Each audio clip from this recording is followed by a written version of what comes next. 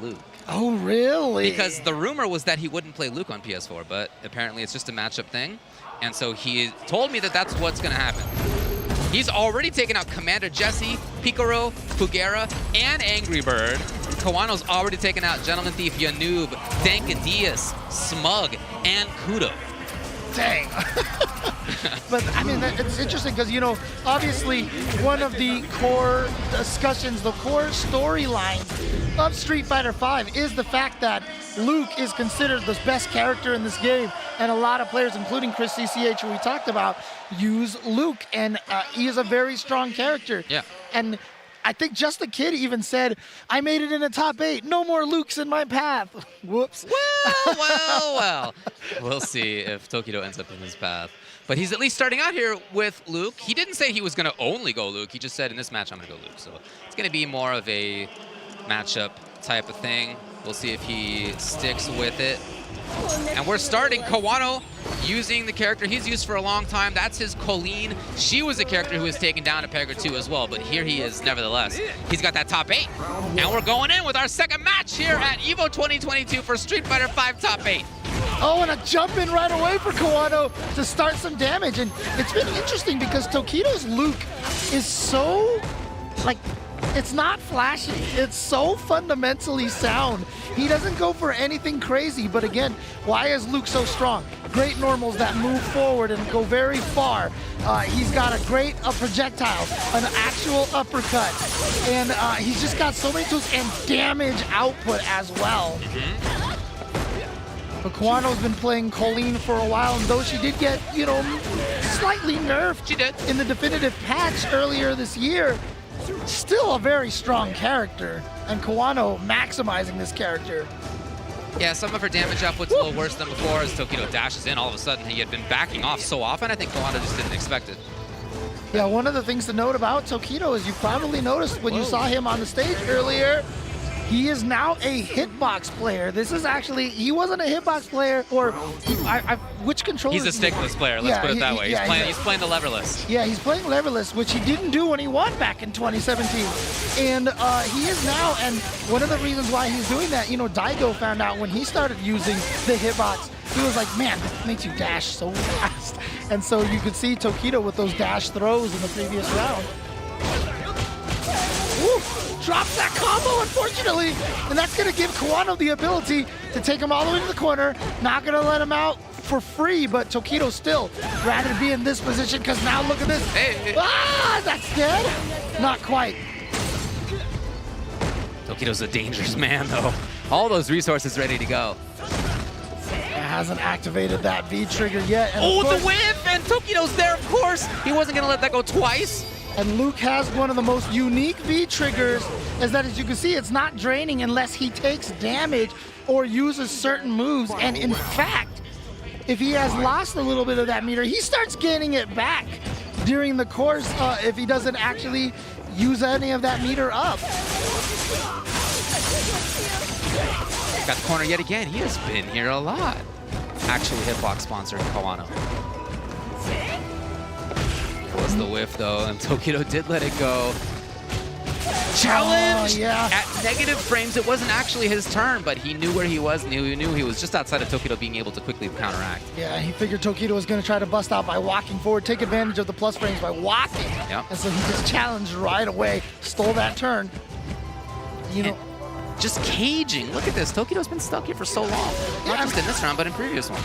One of the things we talk about with a character like Luke is how good his normals are in neutral, but Colleen's always had very strong buttons like that back heavy kick. So as a result, Tokido's been having a lot of trouble trying to win this neutral. Here we go! Party time. The knockdown. Again, and pretty light. But again, I mean, they did nerf that after the standing medium kick into activation. He doesn't get as much as he used to. But this is going to be a ton of damage. Is this going to kill? No, it's not! Oh! That's not either. We're on pixels, everybody. There's Kawano. He finds it! Down to the final pixels here in game number 1, just game number 1. And you can see Tokido's just like, man, come on, come on. Oh, man. Oh, yeah. The big back stretch for both of these guys. Ugh, little unsettling there. Yeah, but obviously for Tokido, you know, that match wasn't terrible, so gonna stick with the Luke, not gonna maybe switch to that Urian. I think he just has a strategy. Oh, Oh, no, no. that's punishable. Absolutely. Not sure what happened there, why he came out with that. Tokido's a guy who has strategy coming into things. You know, he's not somebody who I think is likely to make a switch once he's committed. He's committed because he thinks it's the right call. Yeah, and again, like I said, these two have a lot of history recently playing against each other. In fact, after Tokido beat Kawano, and I forgot which event it was, like Tokido just kind of said like Kawano can't beat him, or I remember there was some sort of trash talk from Tokido's side. And then Kawano proceeded to defeat him in like the next 2 times they fought. There you go. Tokido walking in a little bit now, but you can see Whip Punish was there. He goes for the grab. Oh God, just staring down. Even though it's like a second, it feels like a lifetime when they're staring at each other like that. Yeah, when somebody's looking at you like Tokido is now with Luke looking at Colleen, hard to approach. You know that by him not committing to any buttons, he's keeping his eye on anti-air. That's a real big tell. And so Kawano's not jumping, of course, but it's also the case that Tokido's reacting to dashes just like this. And that is only something that the top level players get. If you have the mental stack to both be looking at the sky and to the feet, pretty good. But that's exactly why Kawano dashed. He was had the same read as you did. Oh! No, but he didn't kill him. An air throw. Oh God, Kawano here could potentially make this. He's got the critical art, but he spends the EX instead. It's not enough to kill. Wake up super. Yeah. Oh, Get him! He's got him! Kawano! I mean, you gotta feel like you had to jump. Because if he woke up with the super, there wasn't much Kawano was going to be able to do. I'm surprised Tokido went with that option. All right, so 2 times in a row now, Kawano clutching out super close rounds, and the side switch on this is so important. There have been so many of those. It's so rare to see, and here we've already seen 3. Oh no, he didn't go for the cross-up. Tokido went with a jump, looked like light punch or something. Uh-oh, to where? Straight into Luke's arms. Again, Tokido sitting on a bunch of resources, but is he even going to have the opportunity to use any of these resources? Oh, what a backdash. Has to activate here, yes. He jumps! Oh, Tokido was ready. But not in the super, but that will be in the super. So Tokido is going to take this round and tie it up 1-1 in rounds. Keep in mind, he was close to taking the previous one, too. Final round. Yeah, at this point in time, if you're Tokido, you almost want to be like, let Kawano get a lead, and then you come back. Because so far, whenever he's about to kill Kawano, it just hasn't worked out. That string of stuff could have been safe on block as well. Low commitment options for Kawano as he's, again, got the same, very similar spot on screen. He's been hanging out in the sunlight here on the stage for a long time. Oh, again, that air throw from Kawano. So clutch in that reactions. Oh, no. Tokido actually got the dash forward, but something spooked him into not pressing any buttons. Still Kawano a life lead. Tokido himself does not want to jump for the same reason we were talking about earlier. Okay. Gets the target combo and now a throw. The next hit into activation will probably lead into a critical art. Yeah, we could actually be on next hit kills here for both of these players. Yeah, who was I talking about? Exactly. Neither one wants to commit. You can see it in their gameplay right now. There's max resources for both. They're looking for the hit confirms. Neither one wants to jump. Neither one wants to overcommit. Oh, man. Look at the time. Oh! He got him into the critical art. Keep it simple. And Kawano is going to take this round and go up 2-0 over Tokido. We started in the top 8 here with Daigo and Tokido on the winner side of the bracket. They both could go to the losers bracket in round number 1 of top 8. Kawano threatening to do it. And the way that he's been playing, it's just been consistent. There haven't really been shenanigans. It's not really been about that. He's just got great fundamentals, dude. The whiff punishes are there. The pressure's there. The movement's there. His call-outs, this is going to be bad news. Trying to hit confirm, he just didn't quite get it. Tokido knocked on the door with the medium, but boy, Kawano's defense was there too. Oh, yeah. Last time he did that, Tokido did press a light button and it whiffed last time. And so Kawano was like, you know what? I'm just going to do the, the pseudo auto whiff punish timing. Good old spacing traps. There again! We're so ready for Tokido to jump. Got to activate for the safety, for the pressure. His defense right now, but with that V trigger activate. Oh, yeah, he kicked early that time. He knew Kawano was going to go for the air throw. Oh, the jump, but he didn't get the combo because he did light kick. Out of the corner, finally, is Tokido. Oh! Oh, that was so disgusting. He knew Tokido wanted to move forward and attack, so he didn't have to deal with the hail coming down. So he immediately went to the V-skill parry. Gonna steal some space so he activates. He's got some plus frames. No Not much. No, DP. right. How about that? Kawano knew when to jump. He didn't get too much himself. Pressure's there. Here's Tokido. Yeah, Tokido one hit and it's game over. I mean, it's round over. Oh no, he jumped at the perfect distance. Ah, he caught him with the shimmy. And now Kawano at match point to send Tokido to losers 3-0. Truly a mark of generational change if it happens. Tokido finds the hit to start this off though. He's got a bunch of meter. He would love to find the hit, but man, you can see how difficult it's been for him to really mount anything against the way that Kawano's Colleen's been playing. When do you find the hit? All right, gets the knockdown Here it here. is. Does get a counter hit and now towards the corner. We very rarely have seen Tokido have Kawano in the corner like Twice? this. That's gonna link. He's gonna get the stun. Tokido wakes up just as he sends Colleen to sleep. All right, but Tokido again, this is the longest road back to win right now. He's down 0-2. He was down 1 round. So he has to come back from the farthest distance possible to take this set. Starting out with almost getting cornered yet again. It's been a consistent theme. Yeah, I mean, we saw it in the first game too. Remember, Gachikun keeping Daigo in the corner, and I feel like Kawano has definitely been winning a lot of the neutral. Yeah, his stuff. You were talking about some of the strengths of Luke, and part of it is his great normals that move him forward, but Kawano's even outside of those a lot of this time. And now this corner pressure, 2 throws in a row. Are we going to see a third? No.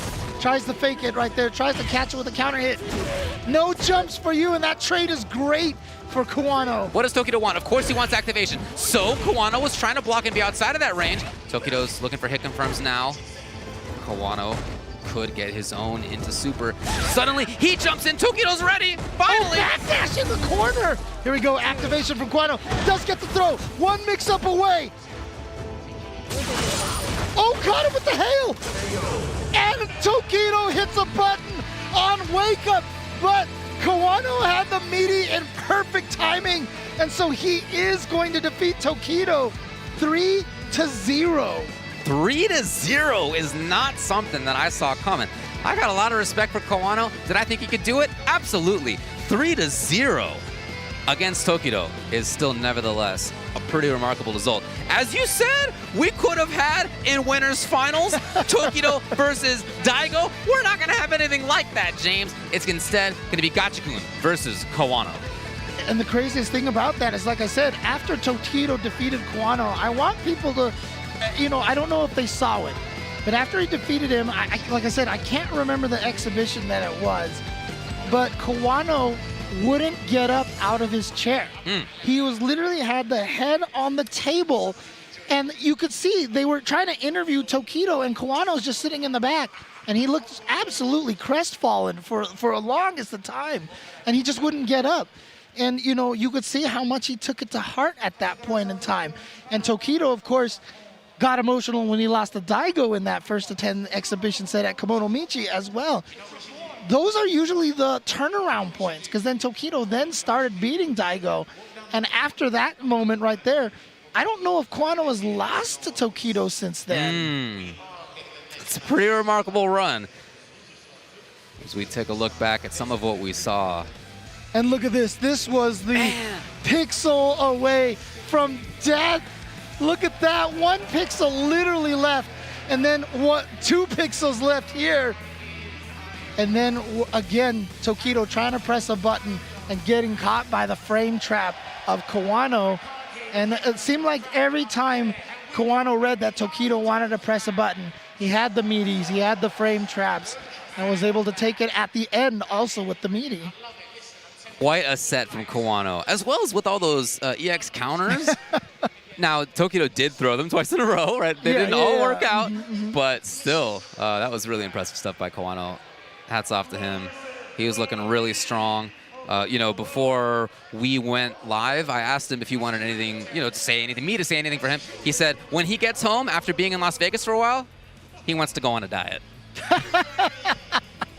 We all do, Kawano. We all do. Oh, man. But we're moving to the loser side of the bracket. And you know what?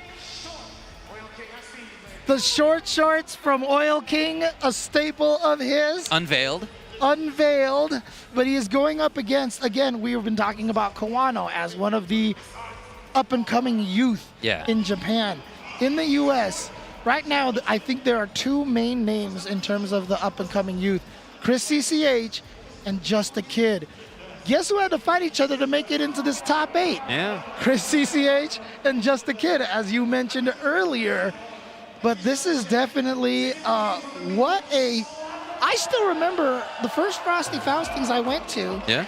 There was a kid that people were telling me to look out for. Yeah. He's really, really, really good. He went by the handle Because I'm Batman or something like that, you know? Oh, no.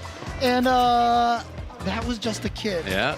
And you know what? I mean, at this point, maybe he needs to change his name to just a top 8 finalist, you know? He has actually tried to move away from Just a Kid a couple of times. No success so far. This is a guy who 4 years ago came up to James and to me, and he was like, guys, I'm a big fan. First of all, that's really nice. Oh, wow, that's so great. I grew up watching you commentate fighting games. You grew up watching? Wow. You got the right name out there, buddy. But he has really blossomed, and as you said, one of the best players in the world. So strong. He has already had a lot of success even before his character got the love that she's gotten over the past couple of seasons. And then now he's even more terrifying with Jury. She is a strong character. He got 2nd at Texas Showdown. He got 9th at Frosties. He got 1st at the CPT NA Midwest. He also wanted to say he's been watching EVO since he was 13, and he's super happy to have made it. Oil King, he said first time entering SF at EVO, he only got 13th, which was so close. This is the last, we all expect, year of Street Fighter V. I want to show all of my skill with no regrets. Well, no regrets here. He's gotten into the top 8, and you know, Just a Kid not going to be able to shake that name, just like Xiao Hai is Xiao Hai. Exactly, yeah. The kid for years. And speaking of, like Xiao Hai, Taiwan dominating KOF earlier today. 1st, 2nd, and 3rd place. Oil King wants to continue that trend. The strongest player from Taiwan currently, obviously Gamerby was one of the players who has done really well. ZJZ, in fact, himself has done well at Street Fighter tournaments. But Oil King is the one that's here on the stage, and he is going up against Just a Kid. Here we go. It's Jury versus Seth. A lot of people I talked with were really sure that this would not be Seth, that this would be Rashid. But Oil King has been playing both a lot. He's gone with Seth here. Yeah, and again, you know, maybe the last time we were watching EVO, Jury was not on the map. No. This was not a strong character necessarily, but you know, the Definitive Patch and others have really done such a wonderful job in balancing out all of the characters in this game. Yeah. Nobody's really bad in this game at all, but Jury is kind of like more than that, because she's not just the only not bad anymore. Yeah, she's good. Dude, there's even jokes about being, quote, carried by Jury. Yeah. With no meter here, Seth stuck in the corner, and Just a Kid's gonna find the hit, and he's got the W in this first round. You know who else he had the W over? DCQ, Ding Chengchu, one of the best players in China. Hot Dog 29, Uzura, JB, and as you said, Chris CCH. Jeez, that is definitely a laundry list of strong players. And remember earlier in the year, there was a little bit of the West Coast versus Midwest rivalry going on. And it almost looked like the West Coast at Combo Breaker was going to dominate through that. And then Just a Kid rattled off like 8 wins in a row or something to basically win it for the Midwest. But unfortunately for him, it is not looking like that this round, because Oil King is on a nigh perfect here to take round number 2. You know who else he looked good against? Well, not Book, because he lost against Book pretty early, but then after that in losers, he beat Flakito, Uzura, Hermes Venatori, Smug, Problem X, and finally Higuchi. Wow, he was the one that took out Higuchi. Wow. Yeah, he did. Oil King, of course, you know, named because he used Rashid. Like, that was literally where his handle came from. But, you know, the after Seth dropped was clearly a very strong character. It has since been normalized a little bit. But a lot of players found that they enjoyed using this character. Sure. Cien being one of them, and now Oil King here also sticking with it. But the bait on the throw from Just the Kid. Trying to mount some pressure with that fireball. Yeah, comes in behind the shield. Backwards. Interesting. Yeah.Maybe trying to be outside of easy activation point for Oil King. Here it comes, though. Activation's here anyway. Oh, boy. Here We comes saw the mix-up. V-reversal before. Oh, is it gonna work? No. Yeah, what? It's still the explosion. Oil King. Pressure. Well, nope, they can't dash there. That's not real. Just the Kid interrupting, not gonna be dead yet. One more mix-up, but the chip is the danger. But he doesn't need the chip. He finds the crouching light punch, confirmed into the light Hekatonkery's punch, and he's gonna take game number 1. Surprised a little bit to have seen Round 1. Just Kid dash in that way. Fight. We'll see if that's something to look at. He starts off. Yeah. Yeah, he's gonna dash again. It's gonna happen again. Just a Kid a little too far away for that light punch to connect. Yep, minus on block, so Just a Kid gonna take his turn. Again, another not real approach right there. Good block on the cross-up. All the way in the corner here from Oil King. Oh. Hey, EX bust out. Activation time. Here comes the mix-up. Rocking with that V-Trigger 2. I'm sorry, V-Trigger 1. And V-Skill 2. As you saw. Oh, get the hit, but didn't confirm into anything. Didn't have a say. Oh! I'm minus, so you know what? EXDP stealing the turn. You mentioned Just Kid press the button, and he did again there. That's why that DP worked before. Oh, Here comes the attempted the approach. chase down. Yes, into the corner. Suddenly, Oil King's here. oh, what a wake-up jump.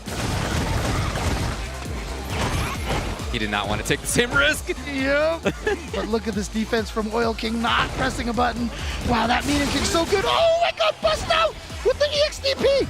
Oil King actually with the life lead now, but Just a Kid with the activation. Oh, ready for even her dash? Dude, her dash is fast. Her V-trigger dash is incredibly fast and far. So Oil King now with a 1-round lead here in game number 2. But a good start here for Just a Kid. Great damage off of that combo, confirmed. Oh, what a jump! Maybe getting the bead now on those V-skill timings. Yep. I catch it with the low kick, but no single hit confirmed. That's definitely a skill. Oh, he's trying to activate into that V-trigger. You saw that slide. He's going to get the throw here. What's the mix-up? No dash this time because he knows that Just a Kid is ready for it. And using the V-shift to get out of there with the life lead, and she's likely to build up that that extra bar of the V-gauge again. Oh, no. Jumps over the intended activation. That slide into activate. Oh, It was the- but it was oh, out of the no. air. It was out of the air, so it's not going to be a true confirm. Okay, good timing on the V reversal, waiting till the very end, so we couldn't get chased down. And also, Jury's V reversal, one of the longest lasting ones, which makes it work well. But the confirm into the super off of the Hekatonkery's punch once again. And Oil King is now up 2-0 to send one of the 2 U.S. players out of the tournament. Throughout a lot of these rounds, I feel like it's Just a Kid in control. And then right, that's been my feeling so far. And Oil King has managed to kind of squirrel his way back in a lot of these situations. Hit some of his jump timings, some of his axe kick timings in the air to make the jump approach even a little bit weirder, have been really effective. You know, I want to talk about nerves here. Obviously, Just a Kid, very young, first time on this kind of a stage. But he told me he doesn't get nervous. He kind of channels it into adrenaline, which is what you need to do. But, you know, you say that, and then you actually come out here and you see this audience, and the stage might be a different kind of thing. But Just a Kid, nope, definitely looking calm and composed here. Uh-oh. Oil King has an opportunity here. Seth with that mix-up. What is it going to be? Left, right, high, low. Got the hit. Here we go. Big damage. Has 1 bar. Next hit can definitely still take it for Oil King. He gets a grab even, so Just a Kid, yeah, needed to get out of there. Needed to get out of there. But again, that was another situation where a lot of control by Just a Kid. Almost the complete comeback by Oil King. Hey, confirmed it. Okay. And now another throw. Again, this time stealing that dash this time. Yes, confirm comes. In part because she was whipping a button out there. Here's Oil King. Setting up the timing for himself. Backing off. Oh, jumps in. That wasn't yes! a hit. But here we go. Oil King now. Big life lead this round. And he had Jury's power to steal to extend that combo. Oil King is at match point. Final round. His offense has just been really impressive. His jump time is great. There have been so few anti-airs. Because Oil King's been really mixing it up well. He's backing off, trying to reset the situation, disengage and then re-engage. Here we go. Oh, okay. Safe side. Oh, yeah, there's 2 kicks that Seth has. One is an overhead, one is a low. They look kind of similar. Oh, jabs out of the air. Nicely done. V-shift to get out of there, but that means does not have the resources. Oil King has just been chasing him down. Should be able to build the super meter off of this. Definitely going to kill. And Oil King has moved on in the loser's side of the bracket. Man, he smelled blood there, huh? You could see that. You could get that sense from miles away in the water.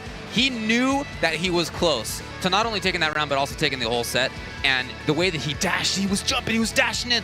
And Just a Kid, somebody who is usually so consistent with the fundamentals of the game, with anti-airs and all that sort of other stuff, in addition to just his excellent gameplay generally, he didn't have the anti-airs that he needed. He didn't have that ability to shut down the approach often enough from Oil King, including at the very end. That said, look, hats off to Just a Kid for getting up here. Yep, talking to the crowd. Great personality, too. Really funny guy in person, but not going to work for him here. Yeah, again, you know, I will attribute a lot of that to the magnitude of the situation here. I think you might be right. And, you know, I still even remember at one of the Capcom Cups, I remember talking to PR Rog, and he was like, yo, I saw the crowd, and I just got super nervous. You know, it's so hard to fight that, you know, and this crowd behind us is absolutely insane. I mean, I'm just looking over here, and now I'm getting nervous again. Don't look down, James. Don't look down. Know, right? Don't look down. Oh, it's not the acrophobia here, okay? Definitely not that. But again, you know, great job to Just a Kid. Really proud of him. And he is, like I had talked about, the Kawano situation is only going to grow stronger from these kind of experiences. Absolutely right. Yeah, hats off to him. Oil King, though, is the one who moves on. Yep, exactly. And you know what? If you've been watching the Capcom Pro Tour, which, by the way, this is a qualifier for the Capcom Pro Tour as well. But if you've been watching about this, you all know about Street Fighter Duel. The Capcom authorized mobile game is coming out. Well, it's available for download in China right now. The global version is coming soon. So you can fight alongside with Ryu, Chun-Li, and Ken against the Suzaku Castle, further into the Shadaloo City, explore the mysterious organization, experience the classic stories with all your fighters, and recall your memories of the original Street Fighter. Your Street Fighter legend is now back on track. Various combo styles and counter, stun, combo, supers, an impressive array of fighting elements, and the associated combos offer you a new battle experience, challenging your combat skill. The epic legend is reborn on mobile. Download Street Fighter Duel and let's fight for each other and join the journey with millions of players to become the best fighter and to make sure you have the time to fly. Anyway, yeah. Time to fly. You know what? You do that while I do the outro here. Time to Thanks a lot for everybody. We'll be back with more Street Fighter V Top 8 here at EVO 2022 in just a little bit. Street Fighters fly. The EVO team would like to give a big thank you to Fresh Cut, the highlights partner of EVO 2022. Finally, a dedicated home for gaming's best moments. Find all of today's top trending FGC games, creators, and tournament highlights all in one place with FreshCut. FreshCut is the next generation creator content platform redefining engagement between creators and fans to help communities build and grow. Remember to catch all the highlights this weekend with the FreshCut EVO 2022 Best Moments playlist live each day in the FreshCut app at 1 p.m. Pacific. Check out FreshCut over at freshcut.gg/evo. Dash up, back throw though. Mochi got called for the corner. Oh, the parry on the drill. Are you kidding me? Fun. Oh my God. Fun.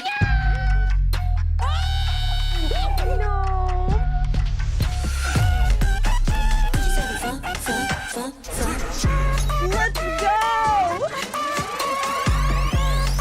That's what I'm talking about.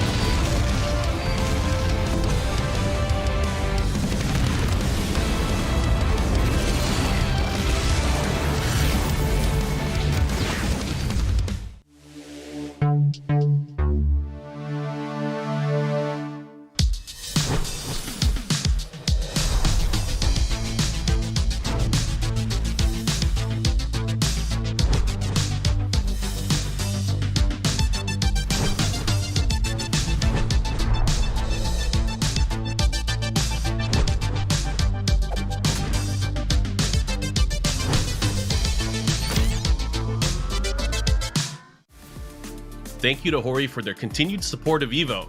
They've been our supporters for countless years and have had top-notch fight stick and controller products for fighting game competitors. Their newest product is no exception, bringing you the Hori Fighting Stick Alpha for PlayStation 5, PlayStation 4, and PC. Check it out for yourself over at horiusa.com. Even if it had been anti-air, you know, he wouldn't have died or anything. It's not a ton of damage. It would have been positioning. Fight. But still, great game for MOV. Kind of a little staggered approach with those crouching licenses, but then too far for that combo to connect. Great so punish. he's going to get punished, yeah. Anti-air, no, he didn't trust it. Maybe he just didn't pull the trigger. And now, Galici, okay. Both of them doing the exact same moves 2 times in a row. And a rare throw tech from Galici not to handle air legs too well. We saw MOV go down 2 earlier and make the comeback. You gotta wonder if that's gonna be a factor again. There's the confirm close to stun. Research has shown that if you spend a lot of time playing online games, you're at higher risk to become a problem gambler later. Especially if you play games with loot boxes and other in-app purchases. So if you're an avid gamer, Let's go. I'm the GOAT. make sure you don't level up your gaming to a gambling problem. Learn the signs at michigan.gov/problemgambling. Hey, backseat passengers. What's your excuse for not buckling up? Babe, put your seatbelt on. The number one excuse? It's just a short trip. You know what else is a short trip? From the back seat to the windshield. Backseat passengers who don't buckle up are twice as likely to die in a crash as those who do. So instead of making excuses, make your life longer. Buckle up.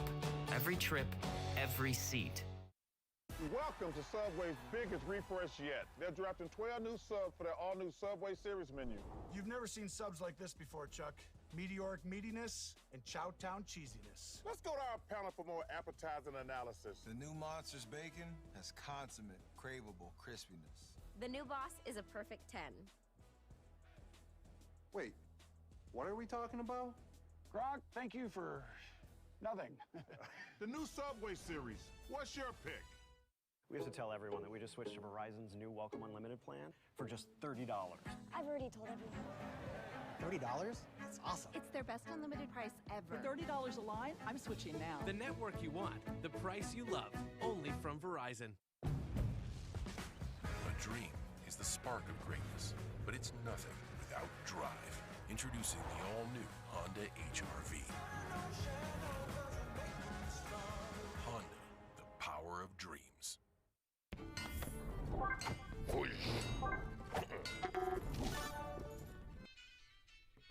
Where's he going?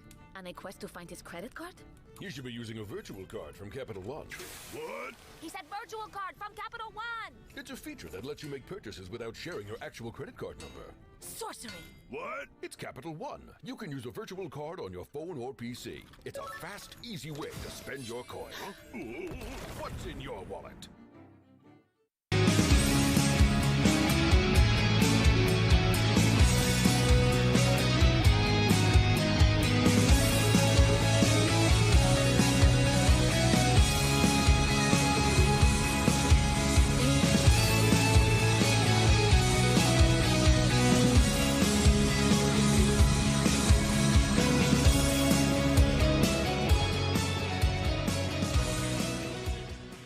Welcome back to Las Vegas. This year at EVO, we're collaborating with the camera division of the Sony Corporation, helping us cover all of our competitions with a variety of Sony cameras. We're using AirPeak, the official drone of EVO, which is easily deployable, running up to 8K video or 61 megapixel still images and provides a great imaging experience. Sony offers a wide range of camera products, from consumer cameras and camcorders to the Venice Cinema camera to broadcast cameras, including their latest broadcast camera, the HDCF 5500. The HDCF 5500 offers a rich picture quality in any environment, whether you're in arena or getting bodied online. Sony helps you capture the moment. And we got a bunch of big moments for you here at EVO 2022. Street Fighter V Top 8. Welcome back, everybody. I'm Ultra David, and I'm here with James Chen. Boy, what a start so far here. We've already had one player eliminated from the tournament. Of course, Just a Kid going down, finishing in 7th place. But again, what a run by Just a Kid. Really, really proud of him. Again, you know, he said he watched us commentate while growing up. Well, guess what? We got to watch him play in EVO Top 8. But look at this match coming up here. If you were going to name the best in the US and name the best in EU right now, these are the two names that most people would say right now: IDOM and Mr. Crimson. Not only that, but a lot of people's just straight up picks to win EVO this year before the weekend are sitting right here. And not only that, but having had a lot of conversations with folks about this bracket, these are still a bunch of people's picks to win EVO, to come back from loser's side. And for some people, the winner of this match is the winner of EVO. That EVO is decided right here between Mr. Crimson and IDOM. Well, look, it's either going to be EU or America moving forward, and according to IDOM, that means that EU is moving forward. There you go. You never know. Yeah, look, so Mr. Crimson, first time in top 8. Like I said, IDOM had made 5th with 2019, but Mr. Crimson's been killing it lately. He got first in the Saudi event. He got first at CPT France. He got first at Rebel Kumite London a little while ago, and in doing so, he actually beat IDOM 5-4 in Grands. However, IDOM also beat him 0-2 in pools. All right, so it wasn't, we'll see. IDOM, as you said, a lot of people think he's the best. He won CPT NA East. He won Offline Combo Breaker 2022. He won Offline CEO 2022. Here we go. Between these two juggernauts, we got Dalsum, of course. Crimson said it's always going to be Sim for me in this top 8. IDOM said, look, Laura, this character I'm going to be going with, he feels that some players didn't do as well as they could have this weekend because they didn't believe in their character choices. He said he believes in Laura. Woo, that's a knockdown. But here's the interesting part about this. I mean, like, it's not even fun to joke about anymore. Everyone agrees. Dhalsim clearly one of the best characters in this game. In fact, maybe top 3, maybe even top 2. Yeah. You know, most people do say Luke is the strongest, but Dhalsim is right there. And Laura has never really been considered one of the strongest characters, but the way that Idom uses his character is just absolutely insane as Idom takes this first round. And keep in mind, how often has Idom played against Arturo Sanchez? Exactly, a very strong Dhalsim out of New York. So yeah, Idom knows this character matchup. The question is whether he knows the Crimson matchup. Exactly. And again, they have played before, and it was super close. So well, yes. Idom's trying to make it look like maybe not that close anymore. Okay, here we go, opportunity, but the throw from Idom, it is a back throw. And so Crimson had to slide to get away from the cross-up over there, but teleports out of the corner as Idom continues to take that white damage. The gray health over there. Oh, the crush! Oh my, that killed! Sure did.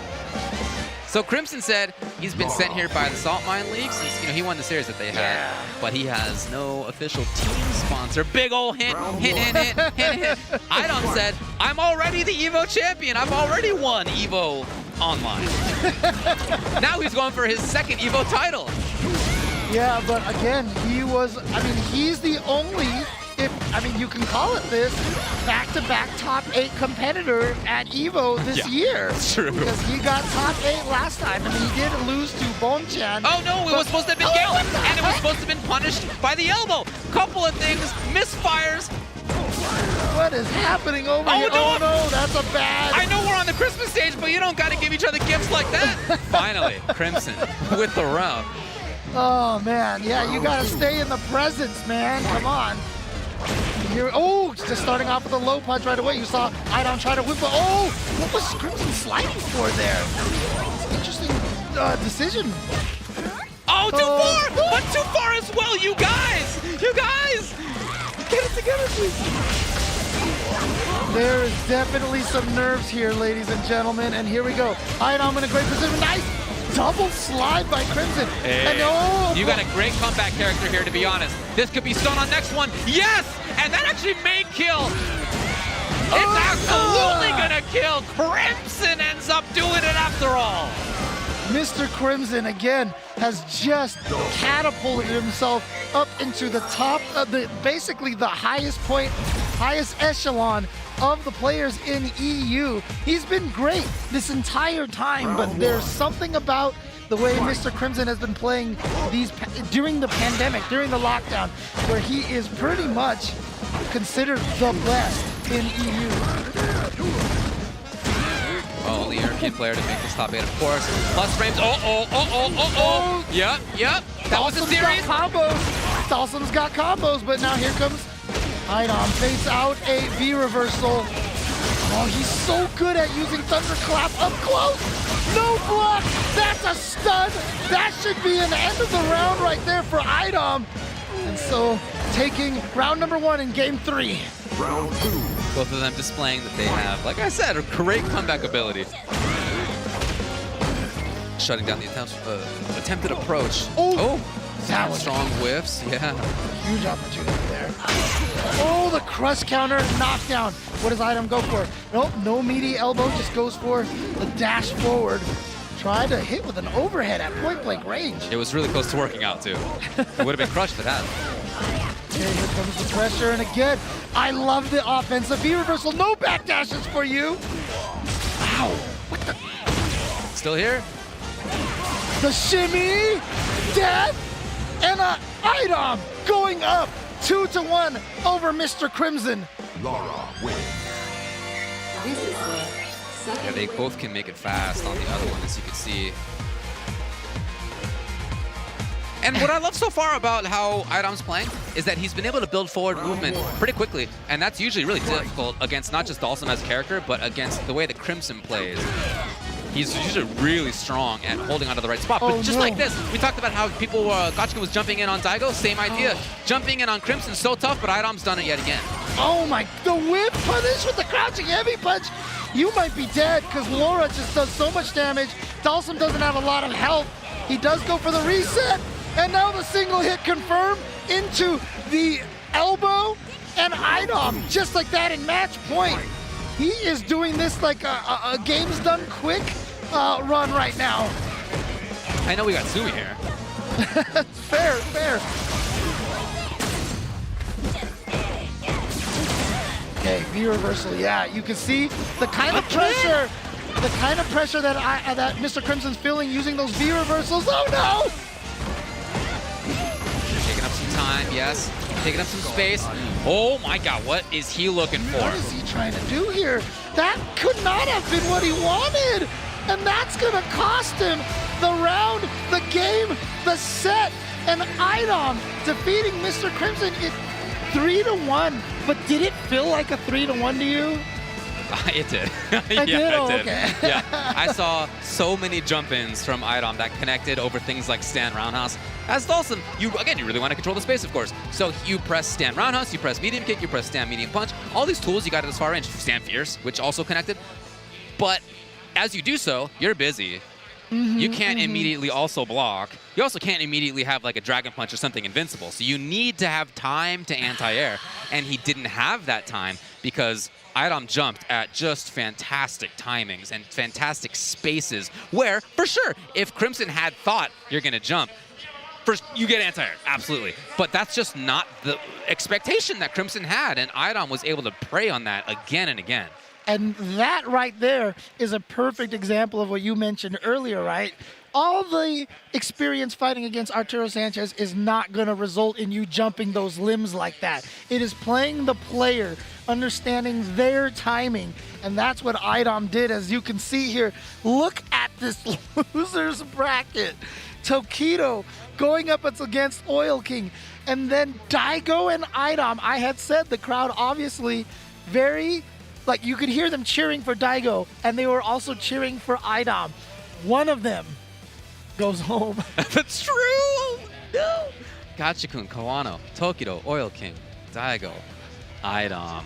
Look at that lineup right there. That is pretty amazing. Look, they always are here at EVO Top 8, but this year, you know, it's something we've been talking about all throughout the weekend here in person. Just how awesome it's been to be here, actually in person again, after 3 years away. It just feels great. I mean, to be here, you know, regardless of what your role is, right? If you're working the event or if you're just hanging out and playing games with friends and meeting people and whatever it is you like to do when you come out to an event like this, just been awesome to hang out. Dude, thanks to everybody for being here. It's been really great. I gotta tell you, man, I've seen some people, like, I feel like there's just something, like there was almost kind of like this gravitational pull having EVO come back like this. Because I saw faces that I haven't seen, not just because of the pandemic. These are people who haven't been to EVO 2019, 2018. Yeah, I saw that as well. I saw a lot of very, very old, familiar friends, and I wasn't expecting to get so emotional, but like some of these people that well, okay. Yeah, I saw the look in your eye. Look, but honestly, like seeing some of these faces again, I mean, it really was wonderful to see. And new faces as well. Chris Lee asking people to stand up as their first EVO. There was a lot of people who stood up for that. And that just shows you how many people have been clamoring to come back to something like this. So, boy, next match that we're going to be seeing here is going to be Tokido versus Oil King. They've both already sat down. They're getting ready to go. I tried to look up whether there's any recent major results. Not since 2019 have they played, so I'm not even going to get into that because it's been a long time ago at this point. But it has been a while since they've had a match against each other. And look, Tokido, with the very rare for him, 0-3 loss in that last one. That is a tough way to start this top 8. Whereas Oil King, I thought did a really great job as he was playing. I really loved seeing him. Again, he was able to play against somebody who in... you know, his opponent was maybe not feeling it entirely, was maybe a little nervous. but still, the result of his also very lopsided, as you can see, 3-0. Awesome result. Totally the opposite of Tokido's. Yep, and if you were in 2019 and you saw that Tokido and Oil King were going to go up against each other, you'd be like, let's get ready for that Rashid Akuma match. Yeah, that's right. And we might actually just end up with Luke versus Seth at this point in time now. There is still the potential for them to switch to the other characters, of course. Yeah, I wouldn't be surprised to see a switch here from Tokido. Again, he didn't say, he said that it wasn't going to be Luke the whole way. I'm not telling you he's going to. Really? Okay. Yeah, I'm not going to say that he's going to switch. I'm just saying, like, he is keeping both Luke and Urian in the deck, just in case he thinks one is the better match. So we'll see which one he likes here, Bon. And it's interesting, you know, obviously during the course of the pandemic and the lockdown, a lot of things have shifted a little bit. You know, Ken considered the strongest Shoto a lot of times, if you don't count Luke. Like actual Shoto guys in that gi kind of thing. And, you know, Tokido has basically left Akuma now. Yep. I mean, he does not use him at all. And obviously Urian, super strong at the start of the pandemic. So that's who Tokido went to. And he's been continuing with that character. You see the switch to the hitbox or the leverless controller that he's using as well. A lot of changes for Tokido. Yeah, and he changes up his character. In fact, they both do from earlier in the top 8. It's going to be Rashid versus Urian to start things off. Okay, so it is going to be the Rashid. Round 1. And here we go. Again, loser side match. Loser of this is out in 5th place. Okay, jumped in on Tokido. You know, a long time ago, he used to have, you know, at the start of Street Fighter V, had a slight weakness of anti-airs, but he kind of he shored that up. But it is still there from time to time. And you see them fighting in that middle of the screen, but there we go. Oil King getting the jump in again on Tokido. Not the combo, but that's okay. He's got the corner. Oh, little too far away. Tokido's been throwing out a lot of neutrals. Oh, back throw. This is huge. The shimmy. Into the reset. Confirm off of the second and third crouching light punches. Okay. Really connected. Just like that, we got a reversal of fortunes here as Oil King. Oh, challenging on the wake up. And there we go. Now, one of the main changes to Urian, we got to talk about this. Obviously, the EX headbutt, no longer a true reversal. Not invincible anymore. Yes, but the EX headbutt is much faster on startup and leads to good combo extensions now. I should say not fully invincible as it was before. Yes, true. Yep, had to roll to get out of there. And yeah, you can't get out. And off of the wall. Let's go! Oh, man, that was so sick. That was one of the changes, too, since the last time we played. A lot of characters with their wall jumps, you know, Dawson with the V-Skill 1 and the teleport. If you hit him out of there, it's a hard knockdown no matter what you hit him with. Or soft knockdown, sorry. Yeah, basically any air action if you're hit out of it. Woo! Tokido does the hitting out of his air action right there as he finds the W. If you get hit out of the air while doing something other than just like pressing a button, you're going to get juggled. Yeah, but the optimization that Tokido had off of that, that was standing heavy kick, it was like, I got you with a heavy kick, and most people are like, okay, that's cool. Nice anti. Oh, wait. Oh. Starting off well. Tokido hoping to get a whiff punish, not quite there. And honestly, you know, Tokido, we've talked about the character choices here. I felt like this season so far, this year, oh, that was actually kind of a sick headbutt chase. Didn't work. But I felt like Tokido was kind of in like a little bit of a character crisis. You know, I hadn't seen as much success out of him, but here he is in top 8, so obviously not a problem. Yeah, well, he knew that wasn't close enough to get what he wanted. Here he is, though. Throw, and now the pressure. Oh, back look at off, that, back up, setup. yeah. Trying to walk up and block, but he didn't quite get the back motion first. Challenge? Oh, boy. Didn't get the combo, tried to shimmy, beats out the EX! And Tokido does take the round, and there, right there, is the power of the shimmy. Was Tokido expecting the EX mixer? I actually don't think he was. I think he was just trying to shimmy, Meaning just like walk back out of throw range. Right, Yeah. And that's the power of the shimmy, is that the shimmy acts as a throw bait and blocks the EXs at the same time. There you go. However, it's Oil King again who's got the corner. He's had the corner. It's not like he hasn't had chances to control things. Oh, baits out the throw. A stun now for Oil King. Probably not going to spend a ton of resources. Actually spends no resources. There it was, but challenged. Yeah, that's so important to prevent. This actually could be one mix-up away from death, depending on the hit. Still got a mirror yet, but now you got to guess. Oh my goodness. One defense by Oil King. Staying alive, retaining control. Oh, he tried to interrupt. We saw him do that earlier. He tried to interrupt, but you know, I think Urian has to interrupt with, I think it's like crouching light punch, but I think he was just out of the range and could not interrupt from there.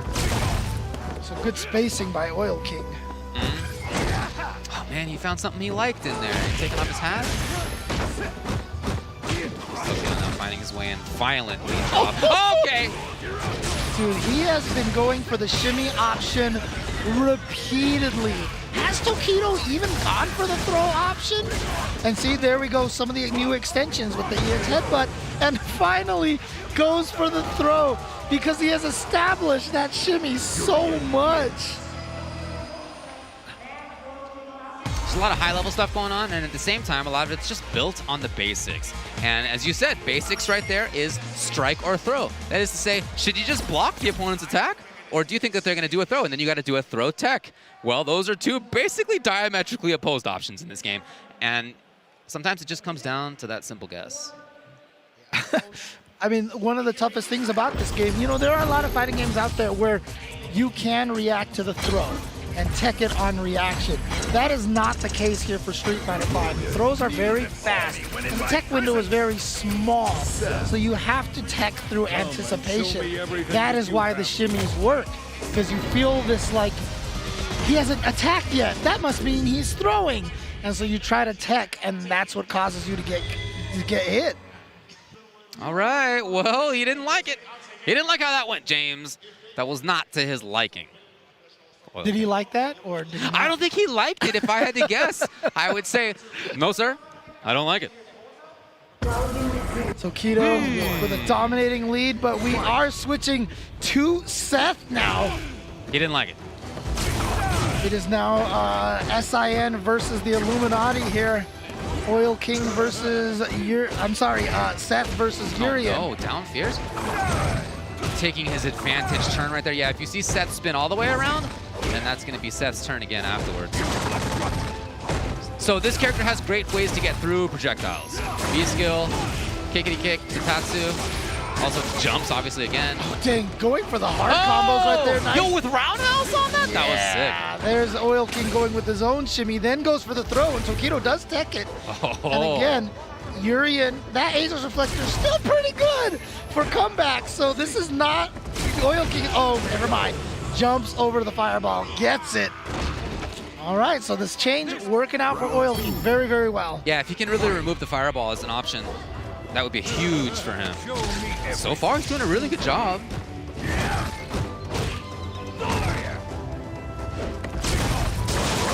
Hasn't actually gone through the fireball yet with the heavy spin kick. Yeah, but obviously Tokido knows the threat. Right. Oh, and I've often said Tokido's success with Urian comes down to how many raw EX chariot tackles he lands on the opponent. That one there blocked. As you mentioned, that's on block. Okay. Tokido gets the back throw now, trying to push him towards the corner a little bit, but they're still pretty much in the center of the screen. Wow. That cross up like it hits so well. Uh-oh, it's going to be a mean mix. Where are you going? Where are you going? He didn't expect to hit.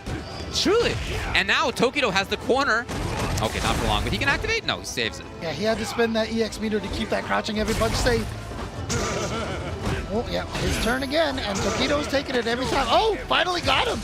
And now installed with, oh, what meaty heavy kick. Wow. Talk about a stolen turn right there by Oil King and Seth. So what do you think? You think this is the mix-up here? Do you think Tokido now switches to Luke? Because that seemed pretty dominant by Oil King. Yeah, I think that would not be too surprising. Tokido, again, is somebody who always comes in with a plan. Okay, it's going to be Urian still. He's always got a plan. And Urian, I guess, in his view, would have been the solution either way here, whether it was Rashid or Seth. Yeah, well, everybody's got a plan until they get punched in the face, so. Yeah, or kicked right there. And keep in mind, Tokido is up 2-1, so. Ooh, optimal counter hit damage combo.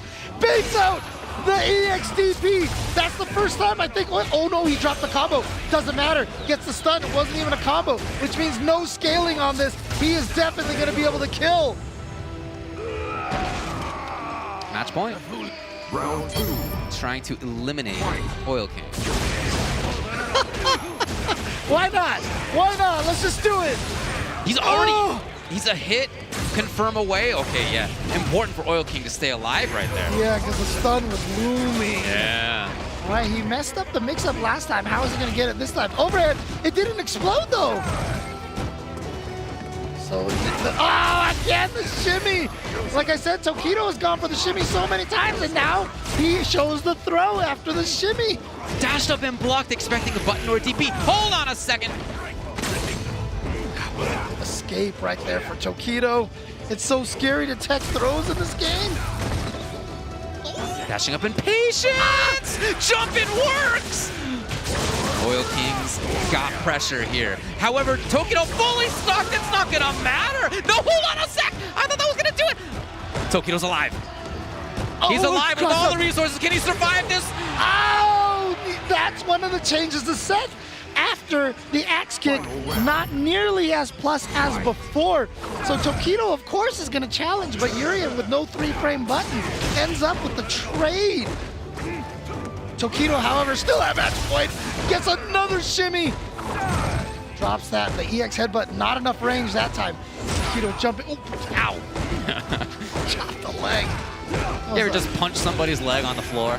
It was shades of Urian versus Makoto in Third Strike. No, still explode. Yeah, you can't be reversal that. That's one of the big changes. It does depend on what the set sets up, but Oil King definitely had that right. Yep. What? This is such a scramble right now. Oh yeah, and they both got the resources to maybe kill him the next hit. Yep, one hit death right now. Tokido again, like I said, he has been jumped in a lot on at the end of these last 2 rounds. The anti-air not on point. Yeah, but you see him looking for anti-air now. Okay, ground focus. Suddenly no anti-air now. As soon as Oil King saw that Tokido was looking for the floor, he's gonna get him to spend it. Oh wait, I thought he could be reversal there. Seth wins. Okay, but I mean, I thought he was gonna do it because I thought that was a smart decision. Because you get him to spin the V reversal anyway, and now he does not have the Aegis Reflector for the comebacks. And so I thought that was a great decision by Oil King despite, anyway, but then Tokido just didn't be reversal. Well, he sticks with Urian here. No switch over to Luke. It's gonna be this character. One of them goes home after this game. Yeah, it looked like it was gonna be all Tokido, but the character change for Oil King has paid off in spades right now. Yes, the range on that crouching medium kick. Here we go, the setup, what's the mix-up? Oh, finally the mix-up works, but he doesn't get a full combo off of it. Tokido finally gets the anti-air, the mix-up. The shimmy again pays off. He's got another mirror, yeah? And, oh, he walked into the throw range. Oil King still here, pestering. Trying to waltz in for something. Tokido finds the hit first. He's on match point. Oh my God. I can't take this. I can't take this. Match point. Got Hold on. Got him. Just in the range to get that vacuum in there. Oh, the counter hit for Tokido gets the confirm. And now the throw option. No more shimmy this time. Okay, he does go for the shimmy again. Spending the EX to keep himself safe. Check out those blinking bars on the left. Don't Oh, try what it! the heck? That miss? Here we go, though. All right, that's the mix-up. Okay, just jumps away. Very similar way to escape the Aegis. It's punished right here. Too high. Tokido's approaching. He's scheming. Oil King's in trouble. Yeah, I mean, if Tokido can get a good hit in, then Chip becomes a... Actually, no, he just got... All you gotta do against somebody who can hit confirm crouching medium kick well is block, and Tokido got hit by that crouching medium kick. Here's Oil King. Can he find his way all the way through? No! He tries to steal a turn, but Tokido with the crouching light punch check. Do you remember on the winner side, Kawano so many times going for the frame trap, so many times going for the meaty. That might be the read that Tokido likes to challenge with the buttons. Oil King there, who may not have studied or have that kind of familiarity that Kawano does, tries to steal a turn at the very end there, but Tokido does indeed check with the crouching light punches. He takes it, and Oil King has been eliminated, and Tokido moves forward. As we move forward in the tournament, we'll take a little look back at the replay here between these two. There were some high moments in here. There was the confirm on the low medium kick. And it looked briefly like Oil King was going to make this happen. Yeah, you see the throw here, but there it is right there. He just got a little too greedy, and Tokido had the... and Tokido's like, yes, okay, thank you. Thank you. Yeah, yeah. That was like the correct, yes. Yeah. And Tokido does continue to survive, so Tokido's still alive. Again, started off on the winner's side of the top 8, but now sitting here on the loser side where it's just so dangerous. He survives that one, but now has to face off against the winner between Idom and Daigo. Yeah. So, right, the 3 who could move forward into losers are Daigo the Beast, Idom, or Tokido. Hey. Oh, man. But again, thank you guys, everyone, for watching here. And just as a reminder to everyone, Street Fighter League, thank you for adding the Europe Street Fighter League to this. I am so elated for the European scene. They have deserved this for so long. But this will all be streaming later on this year on Capcom Fighters and Capcom Fighters _JP. And so just get ready for all of the Street Fighter League action during the course of this, the rest of this year. And of course, we have a lot more Street Fighter action later on today. Don't go anywhere. It's all coming after this break. Happy and you know it, clap your hands. Later, skater. Hooray, hooray! If you're impaired and you know it, don't drive. You might think you don't belong because of what you look like or where you come from. But don't wait to see someone else do it first. Want doesn't look like anything, and it can't come from anywhere but within.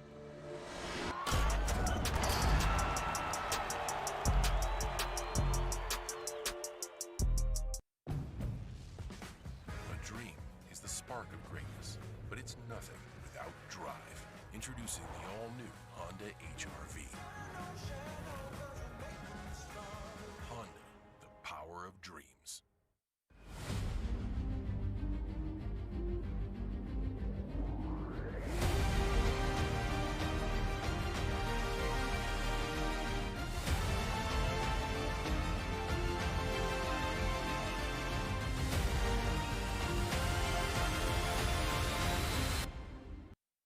We love our new home. It's got granite countertops, crown molding. It's just... There's so much hammering in the neighborhood. It's a lot. Of cereal. Oh, come Not cool, Thors. Anyone got a light? I'll order pizza. At least Geico makes bundling our home and car insurance easy. Does save us a lot. See Marvel Studios Thor, Love and Thunder, only in theaters. Not this again. And for bundling made easy, go to Geico.com. Jess, what are you doing? Ready up. This is your eyes, and this is a hostage situation. We are not opening until you go AFK. Wait, what? Yeah, we're on strike. Okay, jeez. You win. Yay!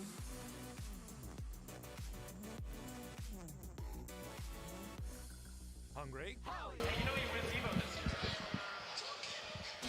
We are coming to you back from the Mandalay Bay here in Las Vegas, a wonderful venue and the home of Evolution for the past few years now, and it's surreal to be back here. I mean, we haven't been back here in a while, but it feels good to be here. It really does. It really does, James. Yeah, super excited. And the action, as we knew, was going to be great. It has been great so far. We've had some results that were very close, as I think I would have expected Tokido versus Oil King to be. We've had some results that were maybe not what some folks expected as well. We're going to move on to the other side of losers, but first let's just remind you what's going on. Hanging out in winners finals. Gonna wait for a little while before we get them to play. Gachikun and Kawano, you can see the damage they did at the beginning of this thing. Gachikun 3-1 over Daigo. Kawano 3-0 over Tokido. We now move down to either Daigo or Idom.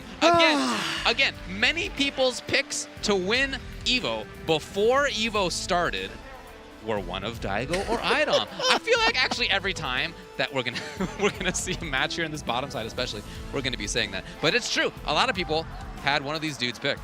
Yeah, I mean, look, after Daigo or Idom gets eliminated, then they gotta fight Tokido, another fan favorite. Absolutely. Absolutely. Dude, it's just, this is what happens with all the top 8s, man. It's just literal heartbreak after heartbreak after heartbreak. And you know, it doesn't matter who you're rooting for or who you're a fan of. These players put so much on the line. They put so much in their heart, and just to be on the stage and to play in this environment is so difficult. And I admire them so much, to the point that I'm glad I'm up here and I don't have to Look, dude, have that stress. We always say we got the easy job. There's no doubt about it. There's no doubt about it. It's Guile and Laura. I talked with Idom about what if this match happens? What if it's you versus the man Daigo? And he was like, well, you know, in the past, Daigo's beaten him, and he was not super excited. Well, maybe not that phrasing. He was excited to play, but he does know that in the past this hasn't gone well for him. So I was like, what are you going to do? He was going to go Laura. That's his plan. He believes in her really well. He likes how the matchup can play for him, and he feels like he has some extra reads that Daigo's not going to expect. At the same time, Daigo's somebody who is really difficult to get a beat on. Hard to know what that man's going to do. And then on the same time, on the other side, when you talk with people about what makes Idom great, it is everything, but it's the reads. Yes. It's the reads that he is almost unparalleled in. Yeah, I mean, I've always often said that the key to being good at fighting games is to never find yourself in a situation where you're like, what happened? Or what's going on? Or what are the options that I have here? Idom is, like, I've always said the top players make characters look faster than everyone else who uses him. And Idom just puts you into this, wait, and by the time you're trying to process the first decision, he's already mixed you up 3 more times. Exactly. So fighting at a range that I think Idom's probably pretty cool with. Within his fierce range, okay, he backed off, maybe hoping to see a boom, but did not coax any such thing out of Daigo. Daigo waits again. And yeah, so Idom, one of the best at using Thunderclap in neutral, but Daigo, one of the best at reacting to stop it, but didn't react in time to that. Got command throw, but here comes Daigo and gets the regular throw, and now pushing him away. Anti-air on point. Oh, jump around us to make the hurt box weird, and here's Idom. Oh, too fast? Too fast? He was still in block stun? Chip damage for the death. Yeah, the trigger was activated. Nothing Idom can do. Round 2. There you go. What a start. That range right there where Idom can press things like Fierce. Yeah, exactly.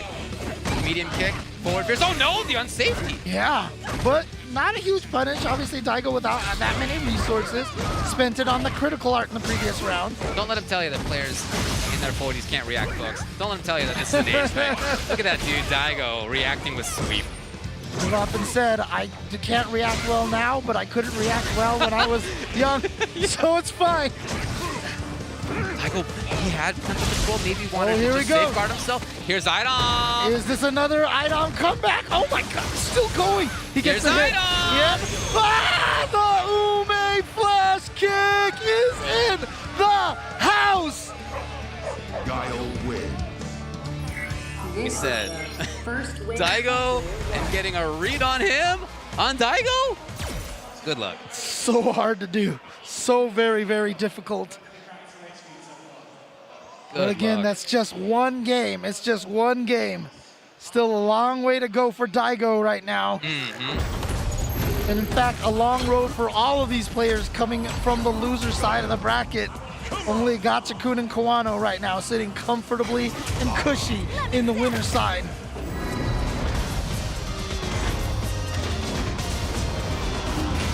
I'm sticking with it. I asked him if Poison's coming out during this top 8. He said it's just, based on matchups. We'll see.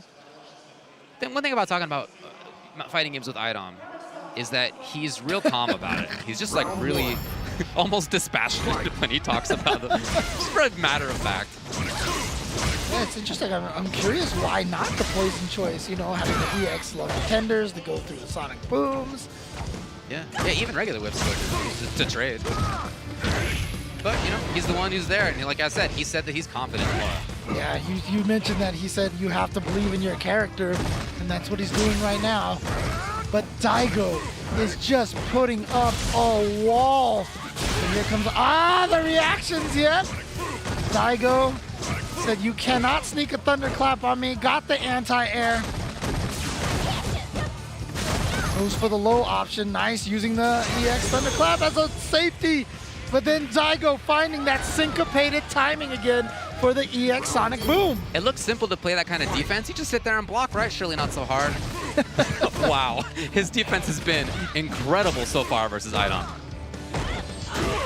Okay, finally Idom getting something here. What does he go for? Dashes up and goes for the throw. And instantly teched by Daigo.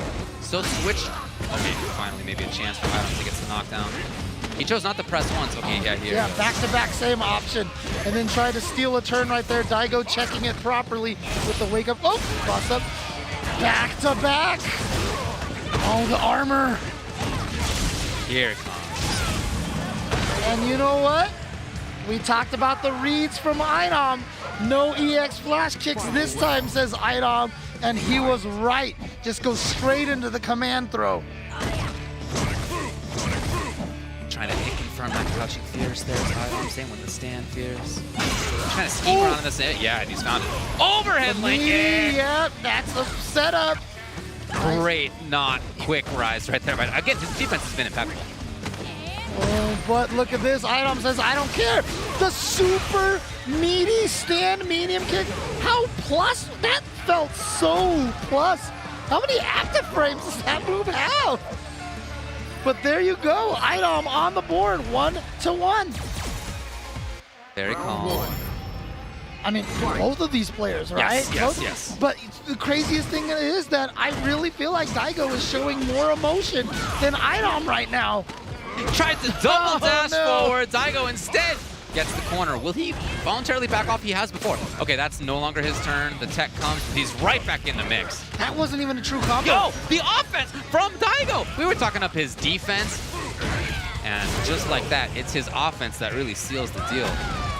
See, I mean, what am I telling you? It feels like Daigo is showing more emotion in this top 8. I gotta tell you, I think you are comparing him to like 20 years ago Daigo, which was a man made of stone. Because I don't think there's like big emoting going on. Yeah, no, you're absolutely right. Everything is relative. Yeah.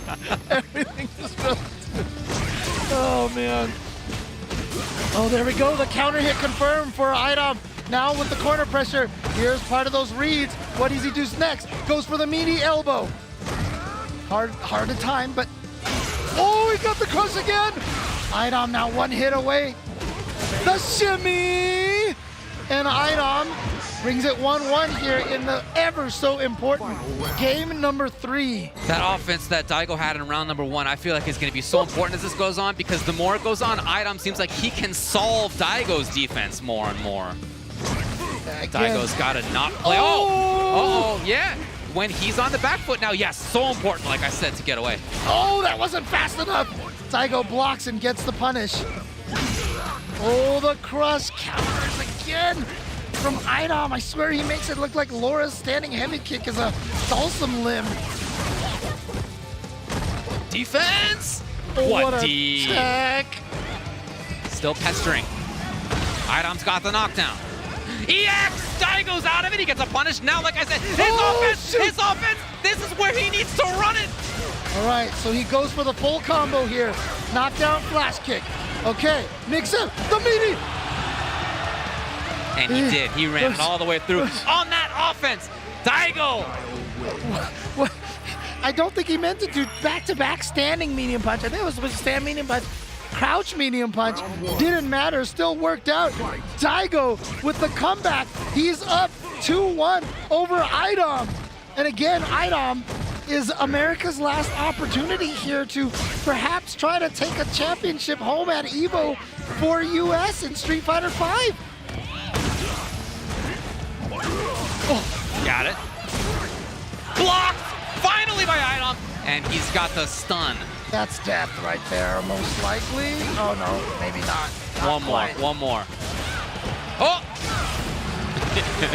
Even though he needed 2 more, it was okay. Remember when I talked about just putting you into the what the? Oh, he did the what?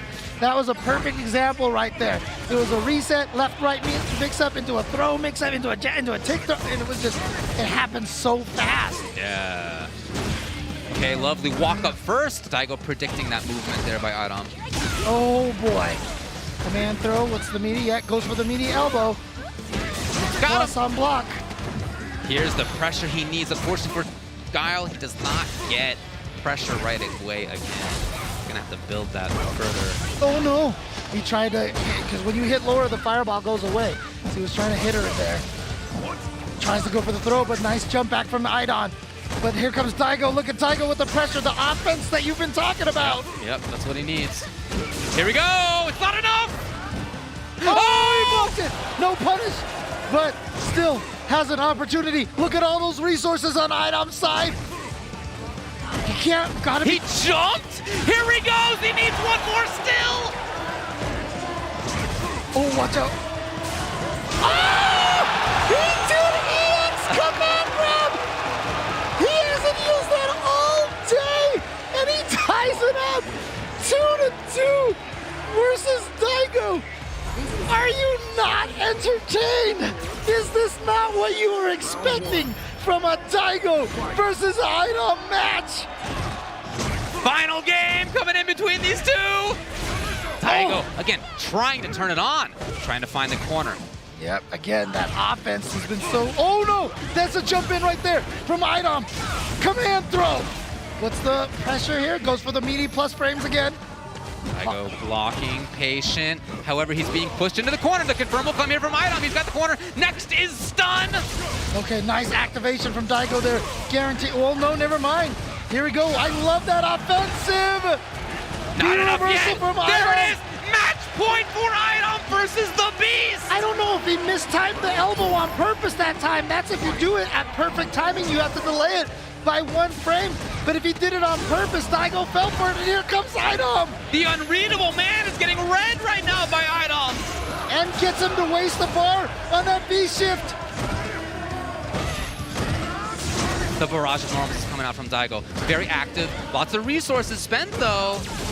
Again, those offensive V reversals. I love this decision by Idom. All of them. To try to keep Daigo in the corner. Oh, and now the V too far away. Okay, Daigo finding a lot of them. However, yes, again. Here he goes in for offense. If only he could build more, but hard to do. Here's Idom. He's got super. Yeah, watch out. He could potentially go. Oh, the shimmy. Guess what, everybody? Final game, final round. Daigo versus Idom. Who is it gonna be? The start. Again, he's trying to find that forward movement, staying away from the corner if he can. Is it gonna hit? Not quite. Tries to go for the lows right there. Oh, here we go. Finds the opportunity for the command throw. Meaty plus. Yep, caught Daigo sleeping. He knows that's plus, so he was scared to do anything. Nice V break to push him away. But again, those offensive V reversals. He's there. Idom's gonna need 1 more. Daigo's life is on the line, and he throws it up with the EX. The Ume Shoryu. No! There it is. And Idom is going to move forward, and Daigo has been eliminated from the tournament. And you can see from the crowd, people literally standing with their hands on their heads. Can't believe what they just saw. but that right there is one for the books right there. You can't get better Street Fighter than that between Idom and Daigo. What a match. The man who is so difficult to guess what he's going to do next, that we literally call a special move that somebody does at a random time that's unexpected, the Ume Shoryu. We literally have called it that for decades. He has had a reputation as being so difficult to get a read on. And there was Idom again and again. Command grabs, yes. Constantly making it work as the set went on and on. Not just command grabs, finding when he thought that Daigo was going to try to escape. His reads, as we said, that is one of his major strengths. Strong enough to even get the read on Daigo. And at the end there, Daigo's undoing was actually just a miscalculation, mistiming on his own part. He was trying to anti-air with the sweep and was probably going to cancel it into an activation. But it wasn't even a distance. He just pressed it too early. Idom hadn't landed yet, and so the kick just whiffed. And at that point in time, you cannot cancel the second hit of that sweep, and it's very punishable. And Idom took advantage of it, and there we go. Idom is going to fight against Tokido and Gachikun and Kawano, however, here on the winners finals. In winners finals, Gachikun and Kawano. Gachikun, again, having taken down Daigo 3-1. Kawano having taken down Tokido 3-0. They have already slain some of the all-time greats of fighting games. And now in winners finals here at EVO, they're guaranteed top 3, but neither one is going to be satisfied by that. When it comes to matches against each other, I tried looking it up, and I did find some results, but nothing that was like major and recent. And again, the game has changed. If you haven't watched Street Fighter V in a while, maybe since the last EVO, then some of the mechanics are different. We've been talking about V shifts, for example. That is a new thing. Some new characters in there. Lots of characters have lots of new options. So there's lots of stuff that's changed, and I'm not really going to talk about what happened in 2018. But here in 2022, we have Gachikun, we have Kawano in his first EVO top 8 here in Vegas, trying to make it happen. And this is an all-Japan affair here. They came in on the winner's side. All 4 Japan players on the Japanese players on the winner's side. One of them has gone out, and that is Daigo. However, Tokido's still there, and then we're going to end up with another country kill situation here where Japan is going to go up against Japan. But again, whoever wins this, guaranteed to at least be top 2.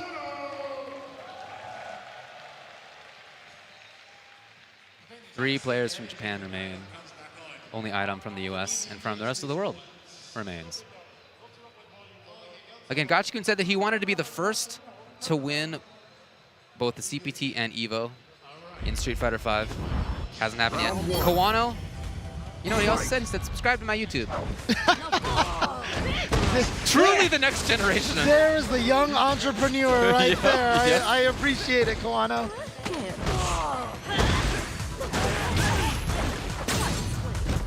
Tech early on, so showing throw early from Gachikun and Kawano. I mean, honestly, the way that Kawano defeated Tokido, he is just looking on fire, and it looks like it's continuing here. And of course, a little ironic to say that he's on fire considering he's using Colleen. But, I mean, he's putting his opponents on ice, honestly. Gachikun with the knockdown. So we have seen Kawano go back to this again and again, trying to EX counter. We saw it a lot last time. Didn't work this time. Gachikun's got the knockdown. And maybe, no, he's not going to go all the way through. But he's down to a grab or a hit for the dub. No? What Kawano lives? Empty low. Yes. Uh-oh. Uh-oh. I mean, still going to be tough. But at least this is the start. No more V-trigger for Kawano, though. Uh-oh, still trying to move forward, plus on the medium. Chip damage is a threat. Chip damage is a threat. Gachikun can end this really easily with a Eagle Spike into super. Man, would Kawano counter? Is he the greatest of all? He jumps immediately! I feel like that was a frame-perfect jump, James. I know, right? It's like he just knew the moment. Oh, and that's great for Gachikun. Didn't have to spend a single bit of resource to get that victory, so he's going to come here into round 3 with a full bar. Yeah, we've seen the spacing trap that you talked about that Kawano's used. Yeah. So Gachikun not going with the light button, going with the medium button. That's how you stop those spacing traps. Or just by taking a big old hold on. Finding the hit most of the way into the sunlight. Ooh, straight on wake up. That's great for Gachikun. Wow. Tried to get a crush counter there, maybe on a backdash or a button press, or even a throw if he's got that V trigger activated, but you can see hasn't been able to do much with it so far. Whoa! Trigger 2, there it is. Okay. Kawano ready to go. Super. Oh. Activation. He's got a lot of meter. He's not going to go for the super. He wants to make sure that it is going to kill. Anything into that super is most likely going to be a death comp. Just didn't expect it. Oh, he was like 2 pixels away from throwing him. Yeah. Low all of a sudden at the very end. Kawano's going to find game number 1. Woo. I mean, honestly, Kawano in round number 1, like I said, he was looking like a man possessed, you know, ready to take things. Then Gachikun just ran almost right through him. Obviously, Kawano started making the comeback in round 2, but was halted. But now Kawano taking round number 3, going up 1-0. And right now, by the way that, you know, the 4 players on the winner side of Japan have been playing, Kawano looks like he is the most focused, getting these counters as well. His counters, I mean, those have been amazing. Has he missed that, any of them? Some of them have been thrown, but okay, he's got a good success rate, though. Oh. Gachikun deep in the darkness. Has not been able to battle his way out of this right corner. Yeah, both of these characters. Oh, what a confirm. Oh, too far away. Speaking of too far away. Yeah, Kawano done a fantastic job. Remember how great he did his thing outside of Luke's ranges too? Seeing the same kind of thing. Not light stun. Oh! No EX spinning mixers for you. And Kawano basically is saying, you know what? Gachikun, you are not going to be the first player to win both Capcom Cup and an EVO. Yeah, and maybe the last chance for that to happen in Street Fighter V. No player's done it within a calendar year outside of Mochi. He did it in Street Fighter 4, still probably one of the most impressive runs ever. Oh, what a throw tech. Again, back under the moon. No, Gachikun. Okay, finds his way out. He's got that trigger he would love to activate. Oh, what? That and then a sweep into the crush. Oh, making it tricky. So Kawano can't counter easily. Here he goes. Oh, wow. I love it. I love it. Hit of the spinning mixer into the super. And that makes it a little bit easier to do. Quarter circle forward plus light punch, quarter circle forward plus kick. That'll get you the combo right there. Gachikun ties up this game. He did need to take a risk. I was just going to bring it up. He did need to take a risk to make that happen because Kawano's D has been fantastic. So Gachikun tried to go back to the well, and I think Kawano's D, again, just looking fantastic. His offense is here too. How much is he willing to spend for this combo here? Not going to spend any meter, just keeps the meaty going. Frame kills for the meaty throw. And there's the conversion. EX air, no, doesn't even need the air throw. Gachikun is going to go down, and Kawano with a commanding lead here. You know, before this top 8 started, we were talking with a bunch of other knowledgeable folks about Street Fighter V, and one of the things people said about Kawano is, yeah, like, he's super good. We all know that he's super, super good. Do we think that, like, this is his time? That was the question. Is he ready yet to win EVO? We all think, like, in the future, could he win EVO? Sure. Is today that day? Is he already ready for that? I think that was the only question. Yeah, I mean, we've seen him do great in other tournaments in the past. Like, that has happened, but this is a bigger stage than anything else. And so far, even if he doesn't ultimately win EVO, by taking down Tokido 3-0, and then at least being up 2-0 versus Gachikun, I think he's already answered that question. Yeah, I mean, obviously, hindsight is 20/20. I can sound like a genius. I would have said yes even before the top 8 started. Yeah, well, some people did say yes, but I'm just saying, there was a discussion about it. Right, for sure. But like I said, it's easy for me to say that, now that he's doing really well here. Yeah. Of course, David. What do you mean? Yeah, no, some people were on board, of course. And nobody would be surprised. But again, Gachikun, former Capcom Cup champ, as we know. Oh, did he switch to V-Skill too? He did. Throwing a different look at Kawano. This is something that he's kind of practiced on the side a little bit, and now it looks like he's busting it out to see if he can use that air mobility to catch Kawano off guard, but we've only seen it come to play once. Kawano met him in the sky. Kawano is one round away from making grand finals at EVO without losing a game in the top 8 winners side. Kawano is just playing unlike I've ever seen him play.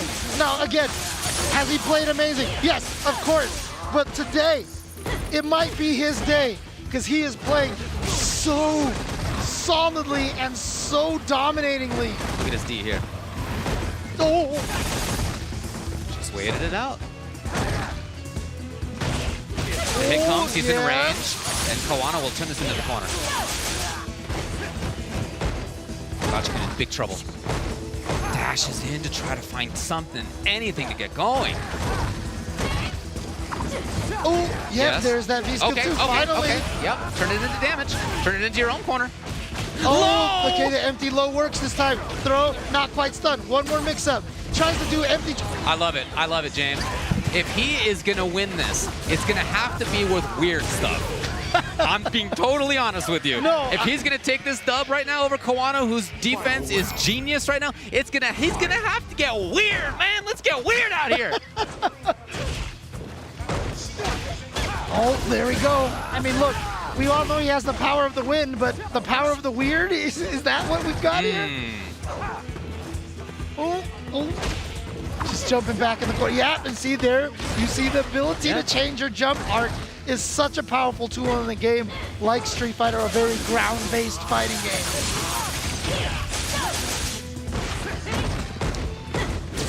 Oh, V reversal out of there.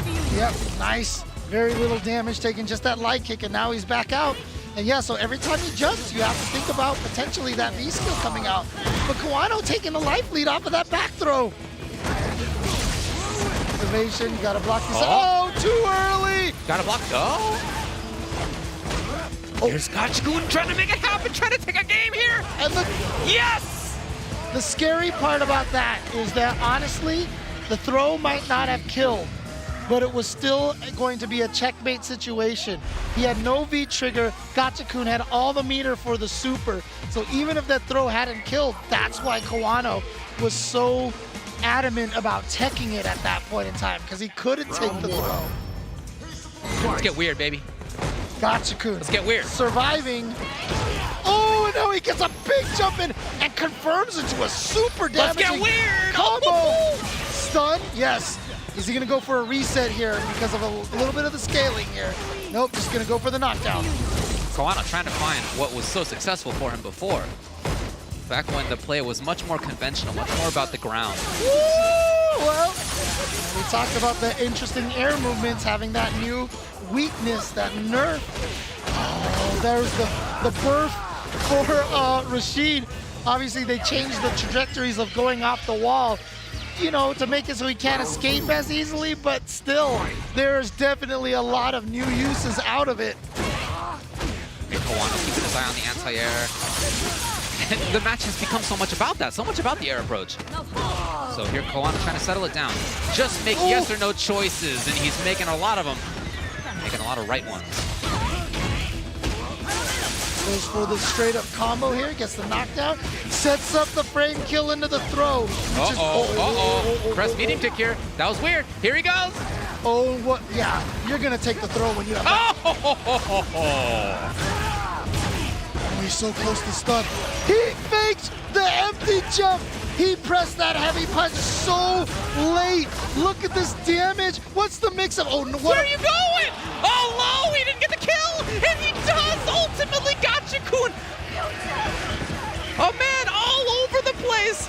This Benny Gesserit has mastered the weirding way. I've never seen him play this wild, and he needs to do it. He's making this uncomfortable for Kawano, and he has tied it up 2-0. And he has had this V skill 2 in his pocket. It is coming into play because not only is it a great jump arc changer, it's kind of the combo V skill. There's always like the utility V skill, the combo V skill. And really, honestly, V skill 2 for Rashid gives him some sick conversions. Yes, that's the play right there that made him go up 2-0. 91 seconds stun. Right? That actually is like maybe a record in top level play. That was incredible. Gotcha-kun caught on the ground. Yeah, not but where he wants to be. He made a comeback last time. He wants to be up there with the clouds. Oh no! Kawano just going for a defensive throw, and Gotcha-kun didn't press any buttons. Here we go. They saw it this time. Yep. Gotta get funky. Yep. Oh, what? Oh, no, Kawano. Okay, does find the round. Match. Maybe a little unsettled though. Match point for Kawano. Dude, the mix-ups that he has with that V-Skill 2 are ridiculous. There we go to the corner. Oh, good block. Got hit out of the air. Can't get out just yet. What a decision. That's what Kawano was looking for before, yeah. Oh, no. Oh, no. No, that's punishable. And see, this is what I mean by it's the combo V-Skill. Look at this. What? No! Come on! What's a poor Kawano to do in this situation? What is happening here? When that V skill debuted, people were like, okay, this is broken. I can't believe you gave this to him. But V skill 1 was just too useful for Tornado in the roll forward for the plus frames. We haven't seen it into this kind of level of surgical precision being used that Gotcha-kun is demonstrating here. Catches it. Here's Gotcha-kun. He's got the corner. Here he is. Trying to press. Kawano in trouble. Gotcha-kun, will he make this complete comeback? He's threatening to do so. Kawano trying to stay solid. Out of there. Using that precious trigger resource as a way to escape. And if you're Gotcha-kun, you're okay with that, honestly. Up there with the birds? I've heard a bird loud. Bird Rashid is ridiculous. I mean, they gotta change the voice for Rashid to say, like a bird. Here comes Kawano. Can we? Oh boy, Gotcha-kun was committed to blocking. He's in trouble all of a sudden. It's Kawano who has him on the ropes. Okay, but Gotcha-kun's gonna come out of this with full resources. The throw. Where is anybody? Okay, Gotcha-kun. Uh-oh. He spins one of the bars, and no. What a challenge. This is that grounded play, though, that Kawano has had success in. So Gotcha-kun trying to go to the sky. Anti-airs for Kawano, though. Kawano getting to the... It's not enough. Look at the time as well. 13 on the clock. We're running out of time. Gotcha-kun has run out of life, and Kawano manages to barely survive the onslaught that Gotcha-kun was mounting. He was climbing all the way up to that hill, and at the very apex, he was cut down. Oh, did you see the reaction from Kawano? Throwing his head back, arms straight out, fist pumped down there. He is guaranteed top 2, but you know, for an event like EVO, honestly, it's all or nothing, man. Being guaranteed top 2 doesn't mean anything. It's about that first place. It's about cementing yourself into the history books. Look at this ending right here. Got the hit. And then the tick throw is gonna do it. Gotcha-kun tried to stay solid and not get baited by the shimmy, but Kawano went for the throw. And Kawano barely staves off that amazing comeback by Gachikun. A genius adaptation by Gachikun, if I'm honest about that. I absolutely loved it. When he was doing things that were off the wall, I guess literally, he just, that was exactly what he needed. That grounded play, which he's great at, to be clear, in general. He was being outplayed at. Kawano had fantastic footsies, just excellent pressure, excellent defense against the normal stuff. So Gachikun just threw a monkey wrench in it. And with that V-Skill 2 change was so much more unpredictable. And it was that unpredictability and that ability to stay away from where Kawano had that grounded control. That was a huge part of why that did almost happen for Gachikun. I mean, that's a heartbreaker for Gachikun, of course, but he's going to be in losers finals. He's going to be waiting there to see who comes up. Is it going to be Tokido or Idom? But he is still not out of this yet. I mean, Tokido especially knows this more than anybody. Getting into grand finals from the loser side, getting a reset, taking the tournament, definitely possible. And EVO, man, we're here in the top 8 for Street Fighter V. Woo! We knew it was going to be good. But some of these matches are among the best that I've seen in Street Fighter in a long time. Yeah, absolutely. But again, you know what? You don't want to, look, you clearly do not want to miss any of these matches. Do not leave your seat. You have to go to the bathroom, grab a snack, go for it. But still, make sure you're back and planted on that chair to watch the matches after this break. Shoutouts to Astro Gaming, the audio partner of EVO 2022, providing audio for EVO tournament stations with their A40 headset and Mixamp Pro TR products so competitors can have an amazing tournament audio experience. Go visit astrogaming.com to pick up your own A40 headset, Mixamp Pro TR, or audio-related accessories.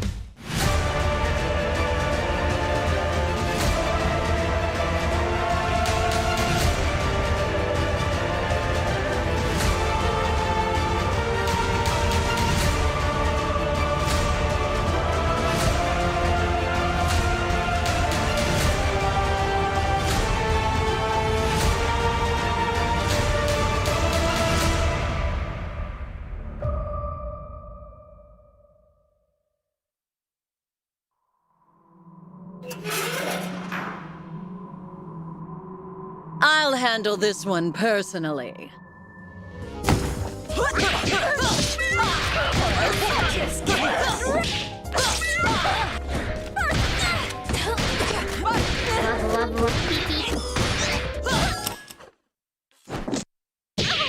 What fun!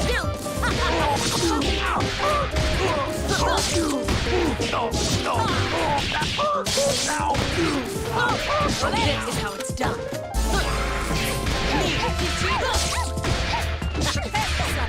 Farewell!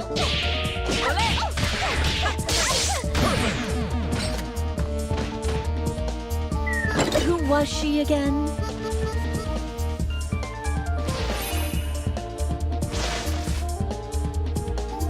Coming soon to Skullgirls Second Encore and Skullgirls Mobile. Check out the latest apparel from Tenno. Brand new officially licensed products featuring Tekken, Guilty Gear, The King of Fighters, and some of your favorites from the fighting game community like Eris from Avoiding the Puddle, Tasty Steve, Exo Academy, and more. You can scan the QR code or visit 10-o.gg/merch. Years and years ago, and finally take an Evolution title for himself. We've seen Tokido in the spotlight. We've seen Daigo in the spotlight. Is this Bonchan's day? Here he is in Grand Finals, one game away from doing it. Big Bird fighting for his life, but has been the dominant player so far in the set. And Bonchan is just running through him. He's gonna get the stun. Is he gonna put himself at tournament point? He just needs one more hit. There it is, perfect. Bonchan, tournament point. You can feel the energy in the crowd. The cheers are surging. Hey, backseat passengers. What's your excuse for not buckling up? Babe, put your seatbelt on. The number one excuse? It's just a short trip. You know what else is a short trip? From the back seat to the windshield. Backseat passengers who don't buckle up are twice as likely to die in a crash as those who do. So instead of making excuses, make your life longer. Buckle up. Every trip, every seat. Hey buddy, it's me, your brain. I see you're getting wrecked out there. Luckily, I was smart enough to order enough food so you could game all night.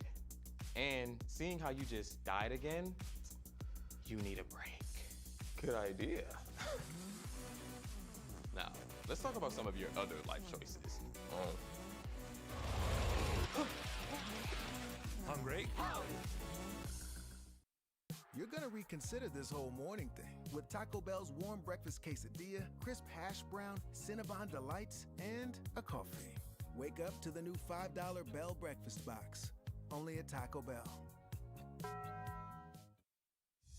Welcome to the unexpected, a place where Free Solo meets Han Solo, and Big Hero 6 meets the Fab Four, where founding fathers sing, men on a mission look danger straight in the eye, and women of action blaze their own trails. So, where can you find all this and more? Surprise! It's on Disney+.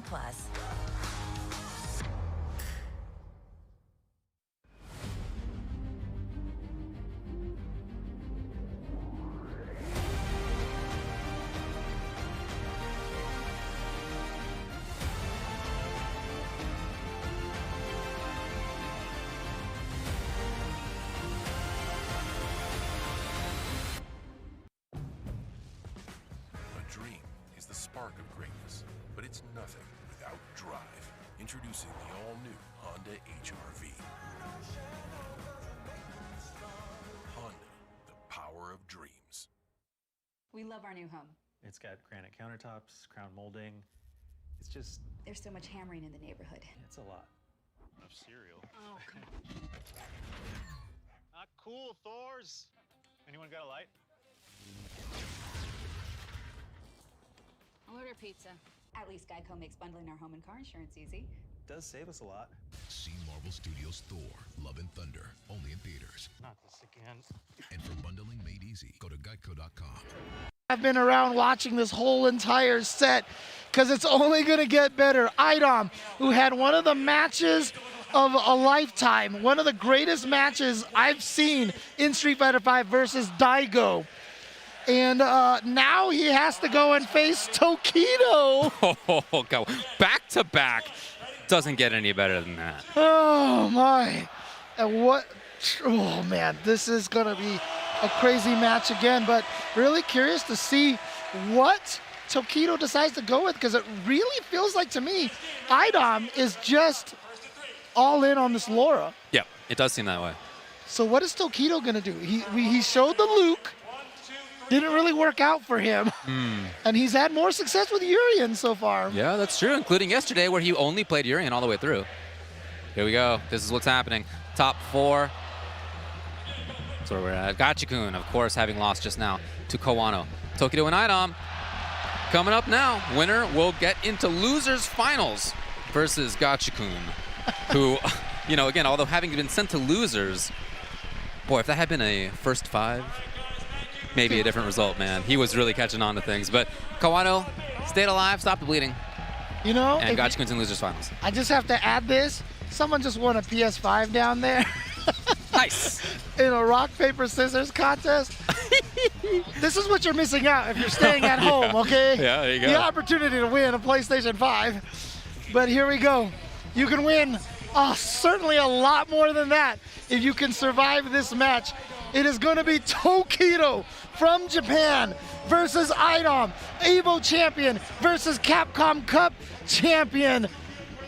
That's all we've got. No, Kawano has not. He has not done it, no. He's the only one that has not cemented himself into either of those victories. And so, and he's the one waiting right now in the grand finals. Idom indeed going with the Laura, Tokido going with Urien. Showing that this character still has the juice, but again, look, it's the similar situation with Idom, right? Is Laura a top tier character? Is she considered one of the top 5? No. I don't think Colleen is either, and she's hanging out in the EVO Grand Finals exactly. Right now. So Tokido knows it's about the player. And so you know what? Urien might be a little bit nerfed, but he is still putting the work with this character. Oh, there we go. Oh, there's that anti-air from Laura, that standing medium punch. Such a good anti-air. Activation time, mix. Yep, the pressure. I love Tokido jumping forward. It was so good. Forcing the issue. Again. Forcing the issue again? No, boy, that's just a real tough spot to be. Yeah, because here's the problem. If Idom hit a button in the air to stop that crouching heavy punch, he would have landed on the mirror. He would have kicked the mirror, and then most likely, even on a trade, Tokido probably would have been able to combo if Laura just didn't die outright from the mirror. So that was definitely a KO situation. That was a checkmate. Yeah, there you go. Look, we've been talking about how Urien has been made a little worse this season, and how a big part of that is the fact that he doesn't have full invulnerability on EX Headbutt anymore. Well, he still does have throw invulnerability on EX Headbutt. It can be important versus grapplers. Oh, nice counter hit confirm. And just, he was trying to potentially go through a fireball or something, but it just worked out anyway. Tokido walked into that EX elbow, giving Idom a little bit of a chance here. Nice confirmed 3 lights into the regular throw. Nice. Oh boy, pulling out the okie dokes now. All the way in the corner, it hits! It's not death yet. Tokido lives just barely. He's gonna try his only fully in full option, and can you believe it? Idom knew exactly what was coming. I swear I saw Laura going for a throw. The hand was out, the fingers were spread. I thought she was definitely going for the throw, but no, Idom with the read, the call out, and Idom. I mean, against Mr. Crimson that we saw, it felt like it was almost like a Games Done Quick tournament, and he's trying to do the same thing to Tokido right now. Idom's usage of the overhead has actually been amazing in this top 8. It's not something you seek onto very often, but he's really made it work. Oh, just outside of the range, but no whip punish from Tokido. Wasn't ready for that. Yeah, and it's not like his character gets a ton off of max range crouching medium kick anyway. Here we go. Party begins. No, not all of you. Oh my god, Idom's in there anyway. Oh, I love the EX as an escape. Uh-oh. There it is. Putting up the fierce. That trigger survives here for Idom. Big plus frame advantage, meaning it's his turn. He gets to do whatever he wants. Out of there. Tokido's gone, yeah. What a neutral jump. It's not enough to kill. Uh-oh. Oh, this is so... Heat challenge. Not going to let you... All you can do is laugh, James. The bravery of that. The bravery. I mean, is it bravery or, as you said, is it the reads? Is it the Well, of course it's the reads, yeah. Jeez. Idom just not. No care in the world. No sense of danger in his heart. Oh, could you not? Okay. Uh-oh, here we go again. Oh, everything, I swear, is a link. Again, he's made it so uncomfortable for Tokido, and he prioritized the reset, and this actually might be it. Not quite. Violence out of there. Just, I mean, so, look, it's just so unfair that Idom plays Laura, and when he plays her, she gets different frame data. Because it feels like she has different combos, different fireballs, different range, or something. Because this character just, the takeout, Daigo and then Tokido back-to-back is the threat Idom is currently making. Tokido, look, we just saw a really nice almost comeback by Gachiku. Maybe Tokido can do it as well, but right now it's seeming tough. Yeah, and again, it's those reads and that similar situation again that I mentioned that Idom is so good at making you just going, wait, what happened? Wait, what happened? Wait. And then by that point, you're already dead. But here comes, oh no, this is big here. Here's the start for Idom. Ah, nice punish, full punish. The EX headbutt combo extension, that's punishable as well. Yeah, he was hoping to see a button from Tokido to armor through. And there's going to be a round. And yeah, you see the nod from Idom. I was thinking the exact same thing, like, that's fine. You know, you're going to take that round, but Idom, oh, the crush counter. How many crush counters has Idom had already? The way he uses Thunderclap at ranges where you can just get poked and hit, he does that, I feel like. Yeah, and his usage of the fact that you can't just walk backwards when she's charging it up is tremendous. Yeah. Oh boy, here we go. There's the challenge. Okay, there we go. Yep. There we go, nice. Oh, that's gonna be a big combo. Yeah, it is, into a really up-close situation. Tokido's in trouble all of a sudden. I know, just like that. Look at him trying to escape desperately, and he's not gonna do it. His desperation to escape is palpable, James. I feel it from all the way up here. And it's match point for Idom. Things that plus frames goes for the command grab, the reads, the crush counter again. And here we go. Dashes up and blocks. Okay, good check from Tokido with that crouching medium kick. Tokido did win the first round. Nice, and there we go. Lands that EX chariot tackle. Like I said, very important. Tried to check the fireball with that crouching light kick. Great avoidance. Is he beginning to make the counter reads? Here comes the explosion. V-trigger activates. Usually Idom pretty good about chasing the jump backs. Yeah, just bad range. Very rare. Oh. He backed off because he knew exactly what was coming. Here comes. No, it's a link. It's a stun. And Idom is in fact going to take out Daigo and then Tokido back to back. And he does it in the way that I feel like only Idom does. I mean, I made the joke about the frame data being different when he plays. I feel like, there's a lot of Laura players out there. Sure. But the way Idom, the decisions that he makes and the way that he literally just steamrolls you once he gets one read and he just never lets you escape or get away. Idom continuing forward, taking down Daigo and Tokido, and now he has to fight Gachiku. Did you see that? Trying to get away. It's so standard for Urians to go for that kind of stuff. And Idom had exactly the solution. I think, to me, the tail of that match was the end of that one round where Tokido was just holding up back for his life, dude. He was backdashing for his life. You could sense just how much he did not want to be close to Idom, how much he needed to disengage. And he disengaged all the way into the corner, and it still didn't work because he still lost there. that set of moments to me is the definition of what happened during that set of Idom's just fantastic reads. And even somebody like Tokido knew that the reads were so strong that his chance was only in escaping and not in contending with them point blank. Right, and Idom read that desperation, Yes. had the answer the entire time for every option that Tokido took. But again, this is the thing, right? Fighting games are about trying to get yourself back into the position where you know what's going on, that you're ready to fight again. But when Idom starts getting that pressure on you, you just, like I said, you have no idea what's happening. And you want to get the heck out of there as much as possible. Yes. But then that desperation translates into predictability for Idom. And nobody is better taking advantage of that desperation than Idom, I feel like. Yeah. I mean, really, honestly, I don't even think that's an exaggeration to say. At both causing and taking advantage of desperation. Yes, exactly. So we go into losers finals. Now we know how Gachikun got here. He got here in, I would say, an unusual way for somebody who's in losers finals. Typically when you're in losers finals, well, obviously, always you have just lost. You've just lost winners finals if you're coming from his side. But usually it happens in the sense that you feel down on yourself. You know, maybe you lost big time. The way that he lost was so close and included such a great comeback and set of counter reads and adaptations that I don't think that he would be coming into this next match feeling like that was a bad loss.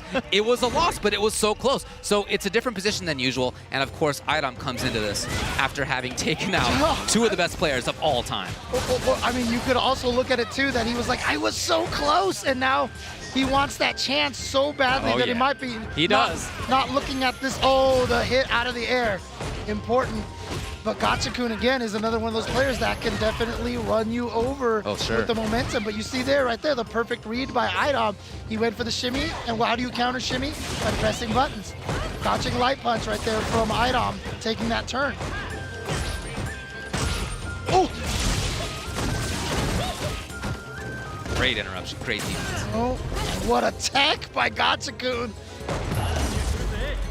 Now he turns it on for himself. There's no V reversal available, of course, for Idom. He's stuck, but he still wakes up and Gachikun on reaction, maybe? I don't know, but that was fantastic. Very fast, if so. Nicely done by Gachikun there. I mean, Idom coming fresh off the 3-0 over Tokido there. You know that he's got a lot of adrenaline coming in here. Gachikun trying his best to diffuse that adrenaline. And there we go, changing your jump arc to prevent the anti-air. Oh no, the second one didn't hit, unfortunate. But hey, Gachikun still has the corner. Yep, corner is so important in this game. Oh, the crush counter. Gachikun is looking strong. I mean, the way Idom has been playing, it almost looks like he can't be stopped. But Gachikun party time. Not quite there.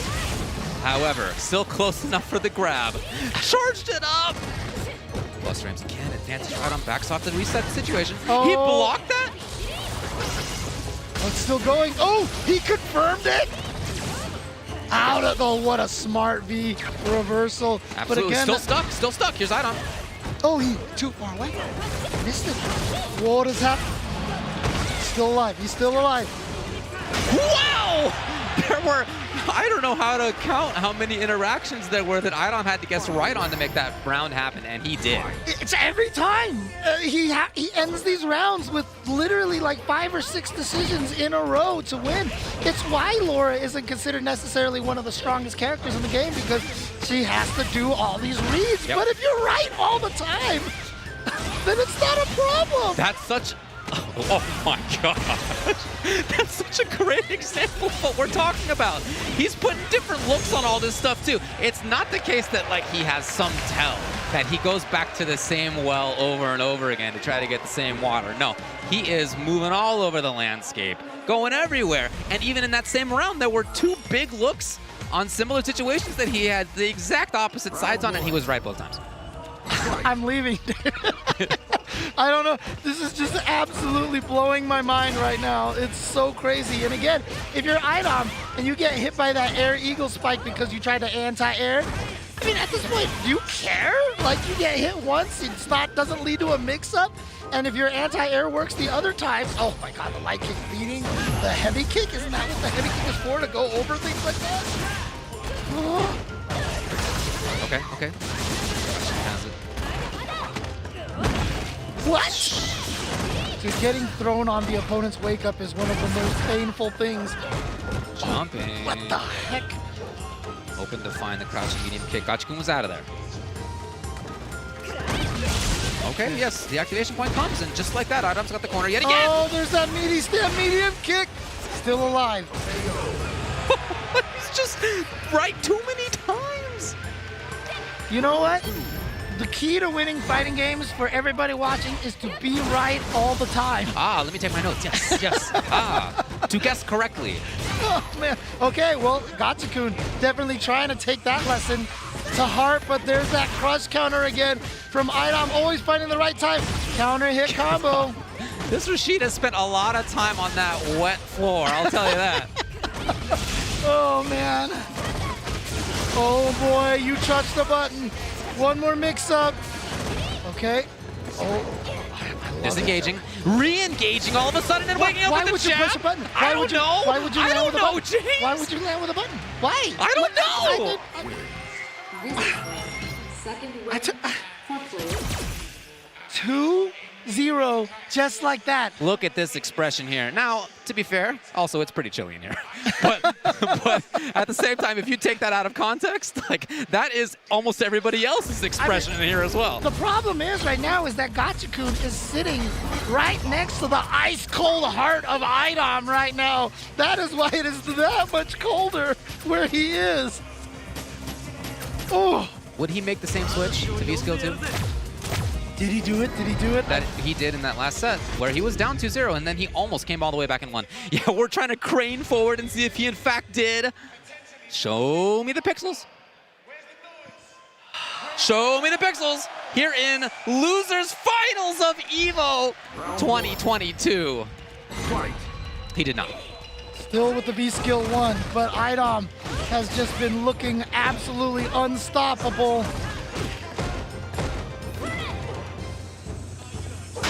Okay, okay.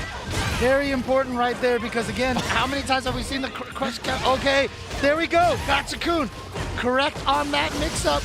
And here we go. He tried to interrupt, not going to happen. So Idom in the danger of stun. Here comes Gachikun.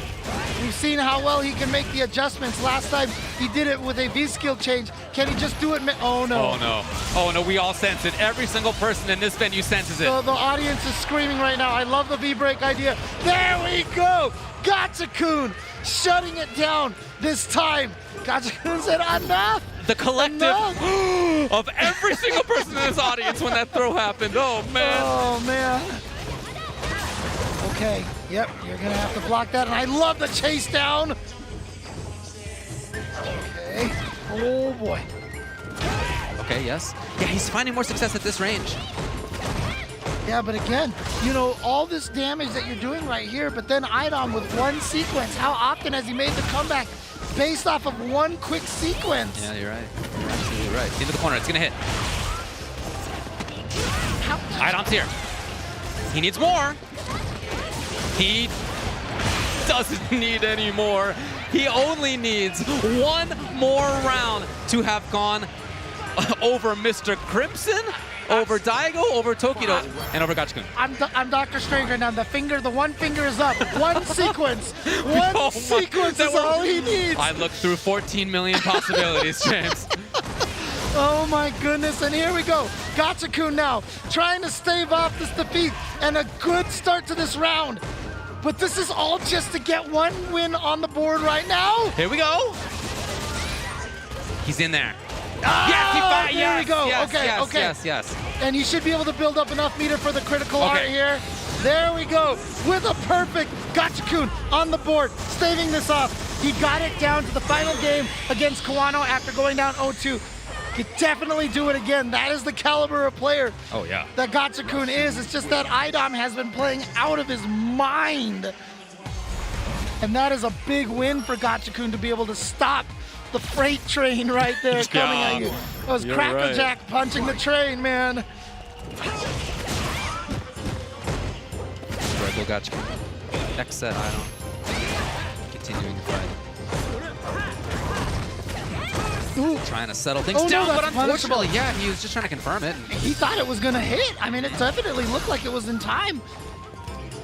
But he did go for the heavy punch, which is a little slower. Oh, not a crush counter, though. Very important. There we go. Nice for Gachikun towards medium point. Oh, the back dash in the corner. It's a specific read. And here's Idom. One hit away. Gachikun got him away. Okay. Finding his hit, and he needs more. Will he allow her to move? Not quite. Idom blocking again. He's got the resources to start this party. Oh, using the V-trigger activation to give himself plenty of time to react, and it doesn't matter if you change your jump arc anymore. He's got that heavy, she's got that heavy anti-air. Oh boy, here we go again. Here we go again. Trying to make it happen. Gachikun's defense coming into play there. Jumps over anti-air light, and Gachikun actually kind of has the corner. No, not for long. Here we go. Not for long. Oh, good trade, good trade. Idom's trying to turn on the juice. Oh, there we go. There we go. Here comes Gachikun now. Towards the corner, doesn't do the whole spinning mixer to get some more advantage on plus frames.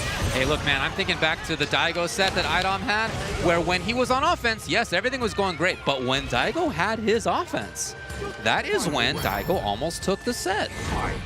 The more that Gachikun can find that up-close offense, of course, easier said than done, the more success he can have. He woke up with standing medium punch. It's one more sequence. Oh, boy! Okay, stun. You're not gonna quite have. He might get super on this. He might get super. Even need it. I don't even know if he needs it. He might get super. No. Oh, he didn't even need the super. He needed but one EX to do the whole trick, to do half of that entire life bar. And there you go. Idom has taken out an incredible list of players. Mr. Crimson, many people's choice to win EVO. Daigo Umehara, many people's choice to win EVO.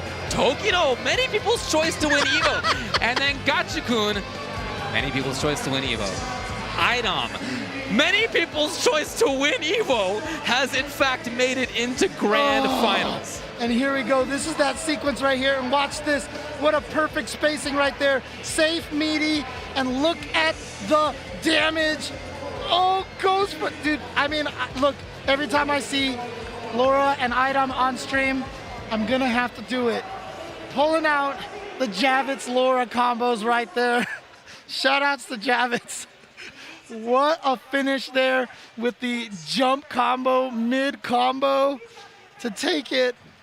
Idom is in grand finals. Now, the road is hard here. Yeah. This is loser's bracket. He needs to defeat Kawano 2 sets of 3 out of 5 to take this tournament. Kawano only needs to win one time. One time. As we look at this bracket here, as you can see in the grand finals again, even though there's only that one spot in that upper right corner over there, Kawano has to only win one set. Idom has to come back. But look at this. 3-1, 3-2, 3-0, 3-1. It is. I'm literally at a loss for words right now with this run from Idom. And if you guys are, dude, I don't even know what to say. I don't know what the transition is at this point either, James. Look, just get in there. I just gotta tell you right now, man. If you guys are enjoying this, if you guys are having a lot of fun with this, you too can also join as well on the mobile platform with Street Fighter Duel as well. As you can see here, beautiful artwork. I mean, honestly, some of the best artwork that I've seen for a mobile game like this. So check this out. This will be available globally eventually, very soon. Right now, available to download in China. And then, of course, Street Fighter League US, where Idom is from, Japan, where Kawano is from, and Europe finally getting their own Street Fighter League. So excited for that. I can't believe that Idom has just completely taken the words out of my mouth, dude. Yeah, the desperation to try to deal with Idom is affecting even us up here on the commentary desk. We have but one match left for EVO 2022 Street Fighter V Top 8. And we're going to get to it right after this. Will and getting his maul on. Now it's up to Doc to find those holes without that reversal to get out of the corner. So I like that Horace is taking full-blown advantage of that, man, and he's looking good. Yep, and Horace gets that jump in right away too, from Dark pressing these big buttons from G. Normally, anytime you're fighting against these characters with like these amazing normals, think of it as this is a close range fireball. You know what I mean? So if you jump against a big range normal, you're technically gonna punish him for throwing these big normals from these characters. And just like that, that one jump in led into all this offense right here. Caught Dark slipping with a text, and Horace match points. That was OD. Like, what a switch up on speed, right? This is looking like the first set Horace. Yep. See, Horace in the situation where he's able to take more risk, right? This is outside of the physical point of the game, right? It's not just G versus Ed. It's Horace having up 2 games, match point versus Dark with 0, nothing on the board. So he's gonna take more risk. 100%. I concur. That was nice. Nice breakdown. Okay. Nice. Dark is playing fantastic though.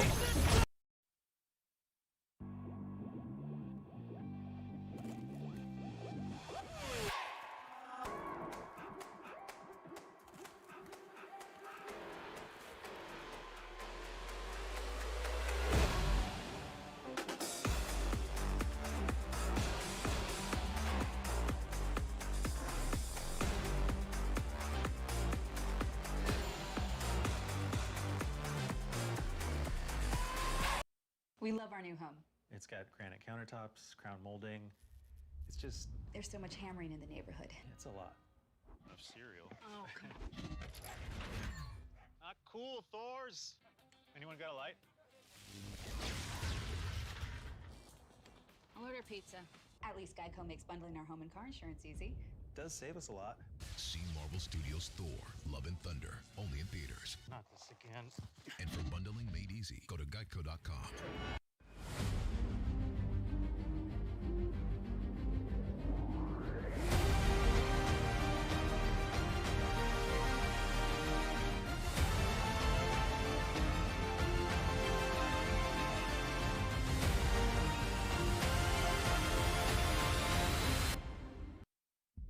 Anything to drink? Just water. Hold on, we're coming! Yeah. Water tastes like, well, water. So we fixed it. Mio. A dream is the spark of greatness, but it's nothing without drive. Introducing the all-new Honda HR-V. Honda, the power of dreams.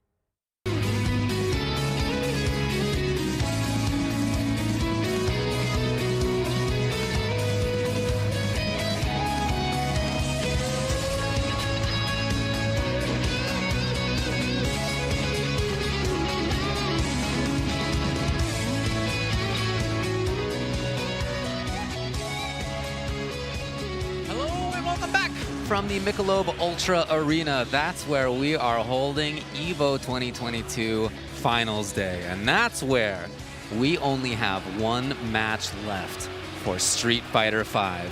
Nice that they named the arena after you, by the way. I do David. appreciate it, by the way. And that's not only maybe the case for EVO 2022 for Street Fighter V, but that may in fact be the case for EVO and Street Fighter V. We don't know if it's true, but I think we all suspect with SF6, of course, on the way, that this might be the last run for Street Fighter V. Yeah, absolutely. And so this grand finals between these two players, Kawano from winner's side and Idom from loser's side, one of those is probably the final EVO Street Fighter V champion. But you know what? You know what Gachikun said, right? Whichever player wins will be a Capcom Cup champion and an EVO champion. For Street Fighter V. Gachikun said there hasn't been one. And no man. Oh, wait, no. Gachikun's already gone. I'm sorry. He's out of here. I'm sorry. He's gone. Wait, did that match happen already? Right? Yes. It did, in fact. And although it was a 3-1, it wasn't even a 3-0. It feels like it was Very quick. Dude, very, Idom has destroyed very my strong. brain. Yeah. Idom has destroyed my brain. He's mixing us up here as well. Me talk and try process info. Kawano, I've loved his run. Let's talk a little bit about his run. Of course, only in winner's side. Before top 8, he took out Gentleman Thief, Yanoob, Dankadias, Smug, and Kudo. That's a bunch of different characters. It's a bunch of players who are really, really strong in their own. And then in this top 8, he's sent to losers Tokido and Gachikun. You know, it's hard to get better than that. It's hard. I don't think it's impossible. Because in the other side, Idom, who was sent to losers pretty early, actually, by by Ryan Hart. That's right. After beating Book and Squall, has taken out Joey, Terrence, also Dankadias, JB, Cien, Angry Bird, that's all before top 8. In top 8, Mr. Crimson, Daigo Umehara, Tokido, and Gachikun. That is a list right there. What a list! And you got to imagine, as well as Kawano's been playing, I mean, Kawano has been looking unstoppable at this point in time, but you just saw Idom go through so many players in a row. You've got to be a little bit nervous coming into this match, I would imagine. I think that may be true, but, you know, I'm not that guy in the chair. I think that he's somebody who feels pretty calm and cool in general. And I think he looks that way right now as we're trying to get something sorted out up there. He is, I mean, you know, he did have a close set versus Gachikun. He was up 2 games to 0. He almost took that thing 3-0, right? It was almost very fast, almost just a run through. And then Gachikun made that change. Here's why I'm a little concerned for Kawano. Gachikun made that change. And the change that he made was to not only play traditional grounded footsies. It was to play heavy mix-ups and big movement. And you know who he's up against right now? You see this guy and the heavy mix-ups that he brings to bear? We'll see, everybody. Here we go. We're going to be getting into grand finals. On the winner's side, we have Kawano from Japan. And on the loser's side, we have Idom from the United States of America. Let's get into it. It's Evolution 2022. We're back after a long hiatus, and here it comes right now. Kawano with a great start. And look at this, winning the neutral pretty soundly. But again, winning the neutral against Idom clearly is not the solution to beating Idom. Because once Idom gets stuck, you have to kill him before he gets that V-trigger activated. This spacing traps, he stole the biggest turn in the world in that spacing trap. Man did Thunderclap. Here we go. EX tries to jump away. Idom is usually really good at chasing after people who jump away with an anti-air elbow. Did not get it this time, so here comes Kawano. Yes, don't give him a chance. Take him out before he has a chance to get the activation, and that is what you need to do right there, Kawano. Do not let up. Round 2. He played great. Oh, yes, he's playing the mix-up well. He's got the corner all of a sudden. And as he has throughout this top 8, he has made this right corner his home. Yeah, and he is looking so dominant right now. Is this the end right here for Idom? Is this going to be what stops the train? Look at this from Kawano. He is absolutely dominating this game number 1. And he only needs to win 3 games. It's grab, yes. It's grab. It's just a yes or no, strike or throw. And he was right to get a perfect. To get a perfect against Idom and all the success that Idom has just had. So awesome start for Kawano. He got into the corner and he never really had to deal with the mix-ups from Idom because he got there first. Absolutely. Like I said, just don't give him that chance. Like I said, Idom needs 1 sequence. And speaking of, here comes Idom starting up, and there's that Thunderclap. After the throw tech, Idom will throw a Thunderclap, and that is a common decision that he makes. And because a lot of players aren't ready to go throw out a big button after the throw tech. Nice use of EX Vanity Step right there to get the projectile invul. And here comes Kawano. And finally, Idom with the Oh, there's the crush right there. That didn't combo into the fireball, unfortunately. But here comes Idom. That fireball's still coming. He went low 17 times in a row because he figured Kawano would be expecting the overhead. Big hit. The defense from this man, Kawano, unparalleled so far. What? Oh, wow. What a chase down. Even Kawano was so high up in the air with Colleen. even if he had landed in time, which he might have, he probably was not expecting an overhead at that moment. Let's confirm on forward Fierce. Okay, so giving a bunch of different looks about what to do after the light parabellum. Oh, he just walked into that. He tried to challenge. Well, the wake-up buttons this time from Kawano. Parabellum on fire. He's in. Oh, good throw tech right there from Idom. Oh, and a whip punish. Here comes what's the meaty situation? Dash up. Yep, light punch. You're in the blender here. Oh, no. But Kawano, offensive V-shift break. To keep the offensive side of things going. Oh, he got the cross-up. That was so... He hit the light kick, actually. He hit the standing light kick from her. Here comes Kawano! Aha! He can set up hail. He does. Throw. What's the mix-up here? Goes into the activation. So scary. He has gone for so many throws. Another throw. And in fact, another throw. Yes. What? That is punishable on block. Yes, it is. Yes, it absolutely is. But you know when it's not punishable? Is if it hits in the very specific situation of somebody backdashing at half screen. Oh, good. Okay, nice. Just keep that in mind for next time you're using Laura, that if you think the opponent's going to be backdashing half screen away from you, there you go. That's your solution. The level of reads. Now, okay, 1-to-1. Back to this neutral. Oh no, an execution error from Idom, but you know what? Wasn't a big punish from Kawano. And again, like I said, all this life that Idom loses in this beginning part, all it is I'm building up V-trigger. Delayed, crouching strong. And here's Kawano again finding the corner. Tries to go finally for the shimmy. Crush, but guess what? Idom has the trigger. Here we go. Got the knockdown and he chases! He's looking for the V-shift. There have been so few V-shifts, actually. Yes, there's one. Oh my god, how did he block that in time? The command throw, that's a stun. Can he kill in the situation? No, she's got the V-trigger. I think she's smoked, dude. Yep.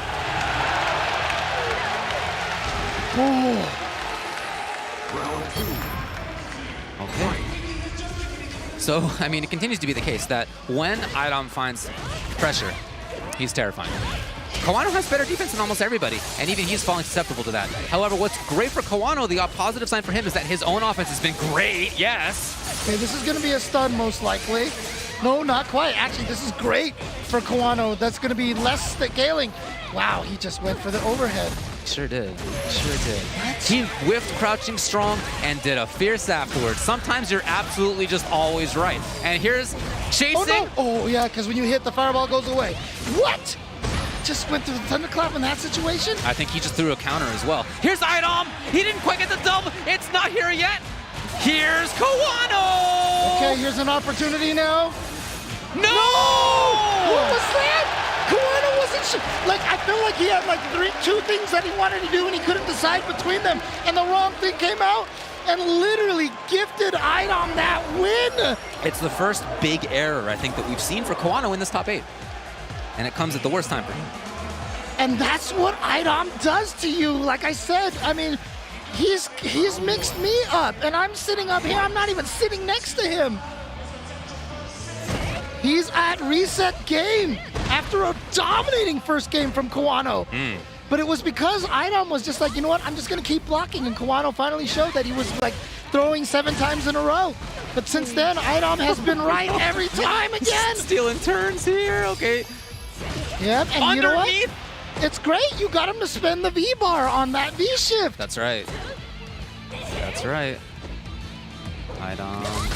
Now, oh boy, Kawano's trying to be outside of Laura's button ranges. He wants to get whiff punishes going. That's a big strength of his character. And I wanted you to keep in mind, Idom has not gone for a lot of command throws at all. So be careful, watch out. There's going to be a command throw at the end of a round, probably. He feels the chase. There it is right there. Kawano was out of it, though, and Kawano's got the corner. Jab!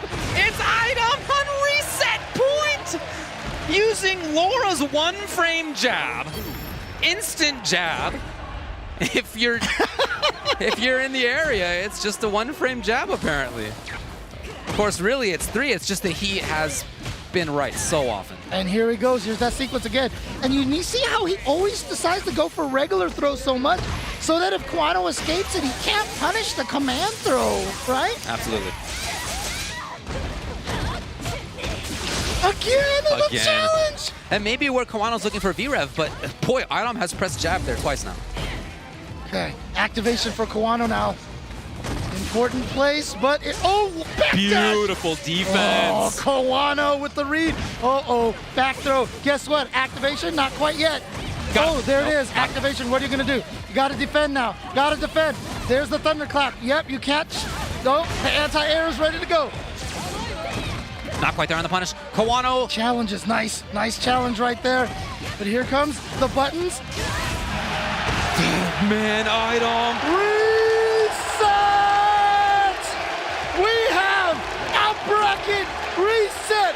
We are tied at 0-0. Can Idom complete this journey all the way through the loser's bracket? He just defeated Gachikun. Previous to that, Tokido. Previous to that, Daigo. Previous to that, Mr. Crimson. And so now he effectively sends Kawano to loser's bracket. They're both now in loser's side. That's the way to think of this. And as a result, whoever wins this next set is EVO champion. Look at that look from Kawano right now. He is staring up to the sky right now because he is thinking the same thing that everybody watching this event right now is thinking is, how do you stop this juggernaut? That's the question. He's back with his character, with Colleen. I don't think many people would have thought before going into this EVO that our grand finals would be Colleen versus Laura. You know, there's been a lot of chatter about the tiers. This is a pretty good game when it comes to that balance, folks. And here we have two players who believe in their characters, and they have a second set to play. Oh, here's a great start for Idom. Gets those meaty plus frames. Nice check right there from Kawano. But Kawano has not been able to find the sequence with the repeated regular throws. Here comes the pressure from Idom. Oh, close to stun. One more mix-up in the stun. Plus frames, yep, here's more pressure. Oh. He does get punished. Wow, Kawano's there in time. He's got the corner. And remember, his own offense has been good. The back dash this time from Idom, not enough to kill. Okay, beautiful, beautiful right there. Kawano calling out potentially to the command throw, but the V reversal from Idom, so smart. Okay, anti-air. Idom trying to find one of those miracle jump-ins that he's gotten so many times. Yeah, his jump leg kick is often around zero for him. You know what else can be is just regular old command grab. I'm thinking back to the mix-up in the corner on the left side when after the jump in, there have been jabs. There was finally an attempted grab by Kawano. And you know what came out but backdash from Idom. Idom officially has the lead here in Grand Finals. Nice backdash from Kawano. But like I said, all the damage to Laura just seems to be a prelude to Idom activating that V trigger and just the terror that happens afterwards. And that's the hardest part. If you're fighting Idom, all this isn't good enough right now. That is how it feels. That's a difficult perception to battle against if you're the player. Because the reality is that he has a life lead right now. And he has fantastic spacing, and he generally has fantastic whiff punishing, and he didn't get it there. Oh, here we go. How does he gets that crush so many times. Here we go. Activation. This is the terror. Okay. Oh my God. What is happening here? Oh, he tried to hit a button. No, that fireball's still going. Idom is up 1-0 over Kawano. I think Kawano thought that fireball would be gone by the time he woke up. I agree, absolutely. He tried to do a button, and what can you do in that situation? It's not like she even has an invincible DP or anything like that. Maybe tried to go for a counter or something. Here we go. Idom starting here. 1 game up in the reset of the bracket here at Evolution 2022. Again, setting up Thunderclap.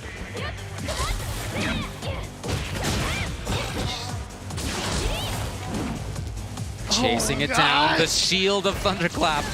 And offensive V-Rev, because why not take advantage of it when you can? Instead, Kawano's out, he guesses right, and he's got corner pressure.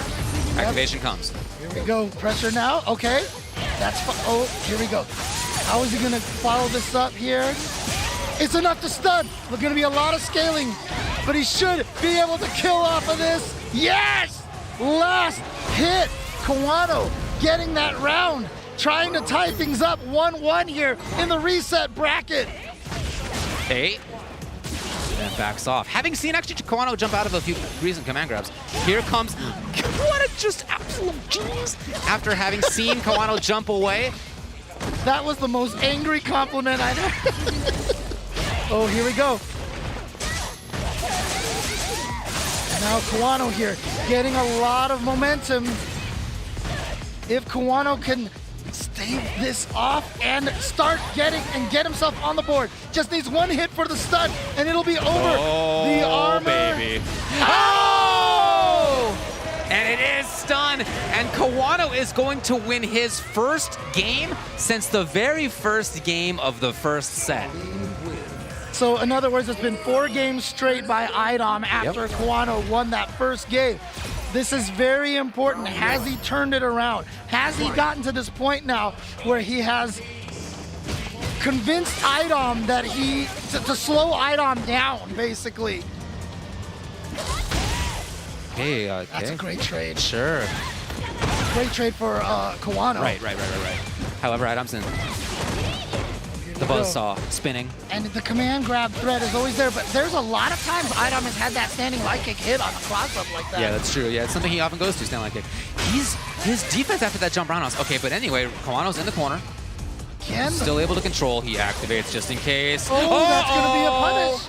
And here we go. He has activation. Command throw to start here. Is this it right here? Is this the one sequence once again? The overhead. He's going to link off of that. Oh, boy. IDOM taking that round here after Kawano with an impressive 2-0 victory to tie it up 1-1. IDOM trying to fight back, trying to give himself that 1-game lead again. Though there's the left-right mix-up. Okay, B-shift, smart. Doesn't matter, but the old... Needs one more for stun. Instead, Kawano reads the dash and gets the counter. IDOM's D there has been great. He's been really mixing up between back tech and no no, he didn't combo off the crush counter. He missed it, and he accidentally cornered himself. Can he get there? No, not quite. Kawano safe. And on reaction. Nice. We've seen Kawano with that amazing air throw a couple times. Too far away for IDOM to connect off of that thunderclap. How is that thunderclap in neutral so scary? And look at that, he even confirmed that. Yeah, the block confirmed from IDOM, yes. Okay. Kawano has super. He's cage man on the left. Whoa, he did the thing! It was IDOM who stole a huge turn. Crouching medium kick, advance into command throw. We have not seen, honestly, IDOM does not go for command throw a lot. He really saves it a lot of the time. He is at tournament game. He needs one more game to become the Evolution 2022 champion. Can he do this, or can Kawano clutch this out? You asked earlier, is this Kawano's time? Can he do this? And I said definitively yes. But that was until he so far has run into IDOM, who has been almost unstoppable here in the loser side of the bracket. Looking to confirm there's IDOM as he's really controlling this game. Finally, again, typically a huge strength of Kawano is his footsies and his whiff punishing. And it just hasn't really been there. IDOM usually hasn't even been in that spot. The ranges of the thunderclaps are braver than anybody else's. Jab first. Kawano's going to get a knockdown. He's going to get Oki. His own pressure's been good. He's got to build on this. But like I said, the problem is you need to finish your plate. You have to finish the plate. Otherwise, here comes IDOM. There's that thunderclap, which has been just causing so many problems to so many people. Wow, he actually read that was medium. Stand medium rather than crouching. Okay, activation. IDOM wants to keep... What? You got jammed and you still hit a button! You got jammed and you still hit a button! Kawano with the clutches of these skiffy trigger attacks right there. The projectile invulnerability steals that round. Or saves the round, really. Yeah. Kawano with the V-shift. Again, not something we've seen too often. Oh, again. Oh! Everything worked out for IDOM, who now will be sitting at EVO tournament points! It's just one round for IDOM. Kawano, can he play the most clutch round of his life, or is it gonna be Idom to be the EVO champion? He's stuck. He's in the corner. Here's Kawano making the big read, and he punishes well. Yes, here we go. Good high damage punish, and he's spending everything he's got for the damage right there. He finally gets that mixed up right. Okay, close to stun. Throw mix up here. No, goes for the buttons. He got the stun, but he's not going to be able to kill. He has no resources here. And again, Idom just needs one sequence. Kawano running it. Kawano! Kawano ties it up. Not done just yet. We are going to the final game here for Street Fighter V at Evolution 2022.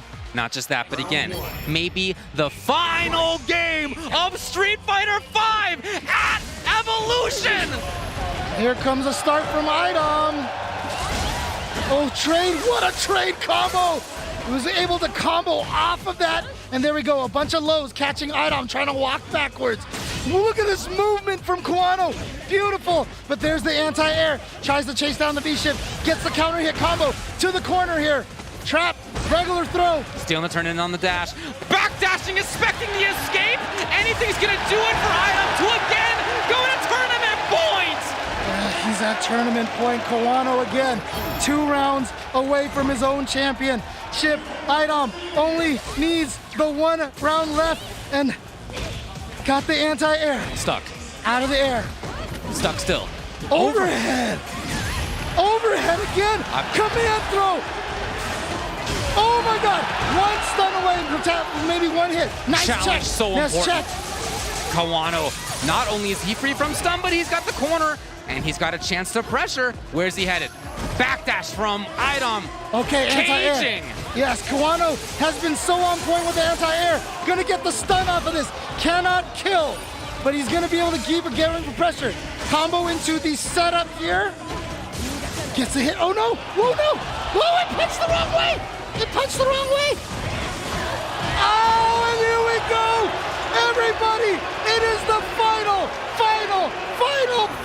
round for Evolution 2022 of Street Fighter V!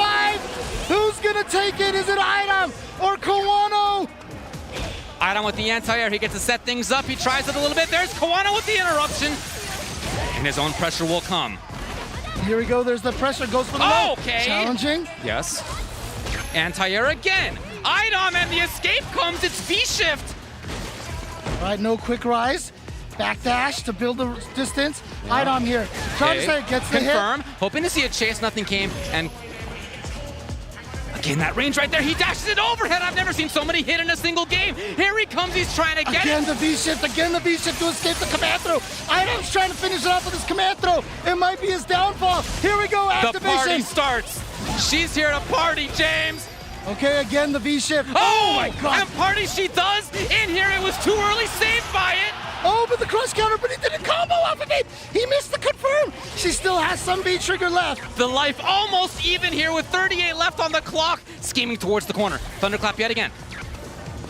No, too far away for the anti-air. The crush counter from Kawano. He gets the hit. Activation. Is this going to be enough to kill? Is this going to kill? It is. And Kawano takes it over Idom in the most clutch victory you could possibly imagine. Just shy of the victory, Kawano is the Evolution 2022 champion. You can see Idom is beside himself, but Kawano has done it. Kawano at one point lost 4 games in a row in that set. 4 games in a row in which Idom had almost total control. And then he managed to battle all the way back in this set to take it.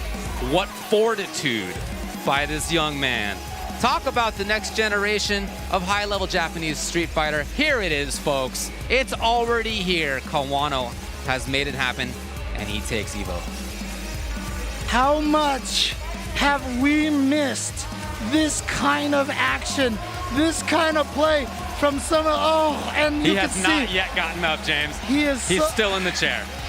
What a run by Idom, and if you're Idom, you feel like that kind of run in loser's bracket means you can't possibly lose. Like it is manifest destiny to take the tournament just shy by a tiny bit of life. Kawano stopping the freight train that is IDOM, and he is the Evolution 2022 champion. He lost to Reinhardt, did IDOM, and after that, again, Joey, Dankadias, Terrence, JB, Cien, Angry Bird, and then in top 8, Mr. Crimson, Daigo, Tokido, Gachikun. And then first set on Kawano, so it kind of Kawano also, but not the second set when it counted the absolute most. Kawano, again, the ability that he had to figure out what went wrong and to make the adaptation and to actually make it happen against as strong as IDOM, seen this buzzsaw cutting down these giant trees of Japanese Street Fighter, of worldwide Street Fighter. Fantastic play by Kawano in the end. He absolutely deserves it. Absolutely, and again, just the level of play that we see here, this is the only kind of place you can see something like this is Evolution and EVO. It's been so long since we've been able to see something like this. Kawano cementing himself as a EVO champion for the forever. Forever, He absolutely. is the champion forever. And again, probably the final one for Street Fighter V. Exactly.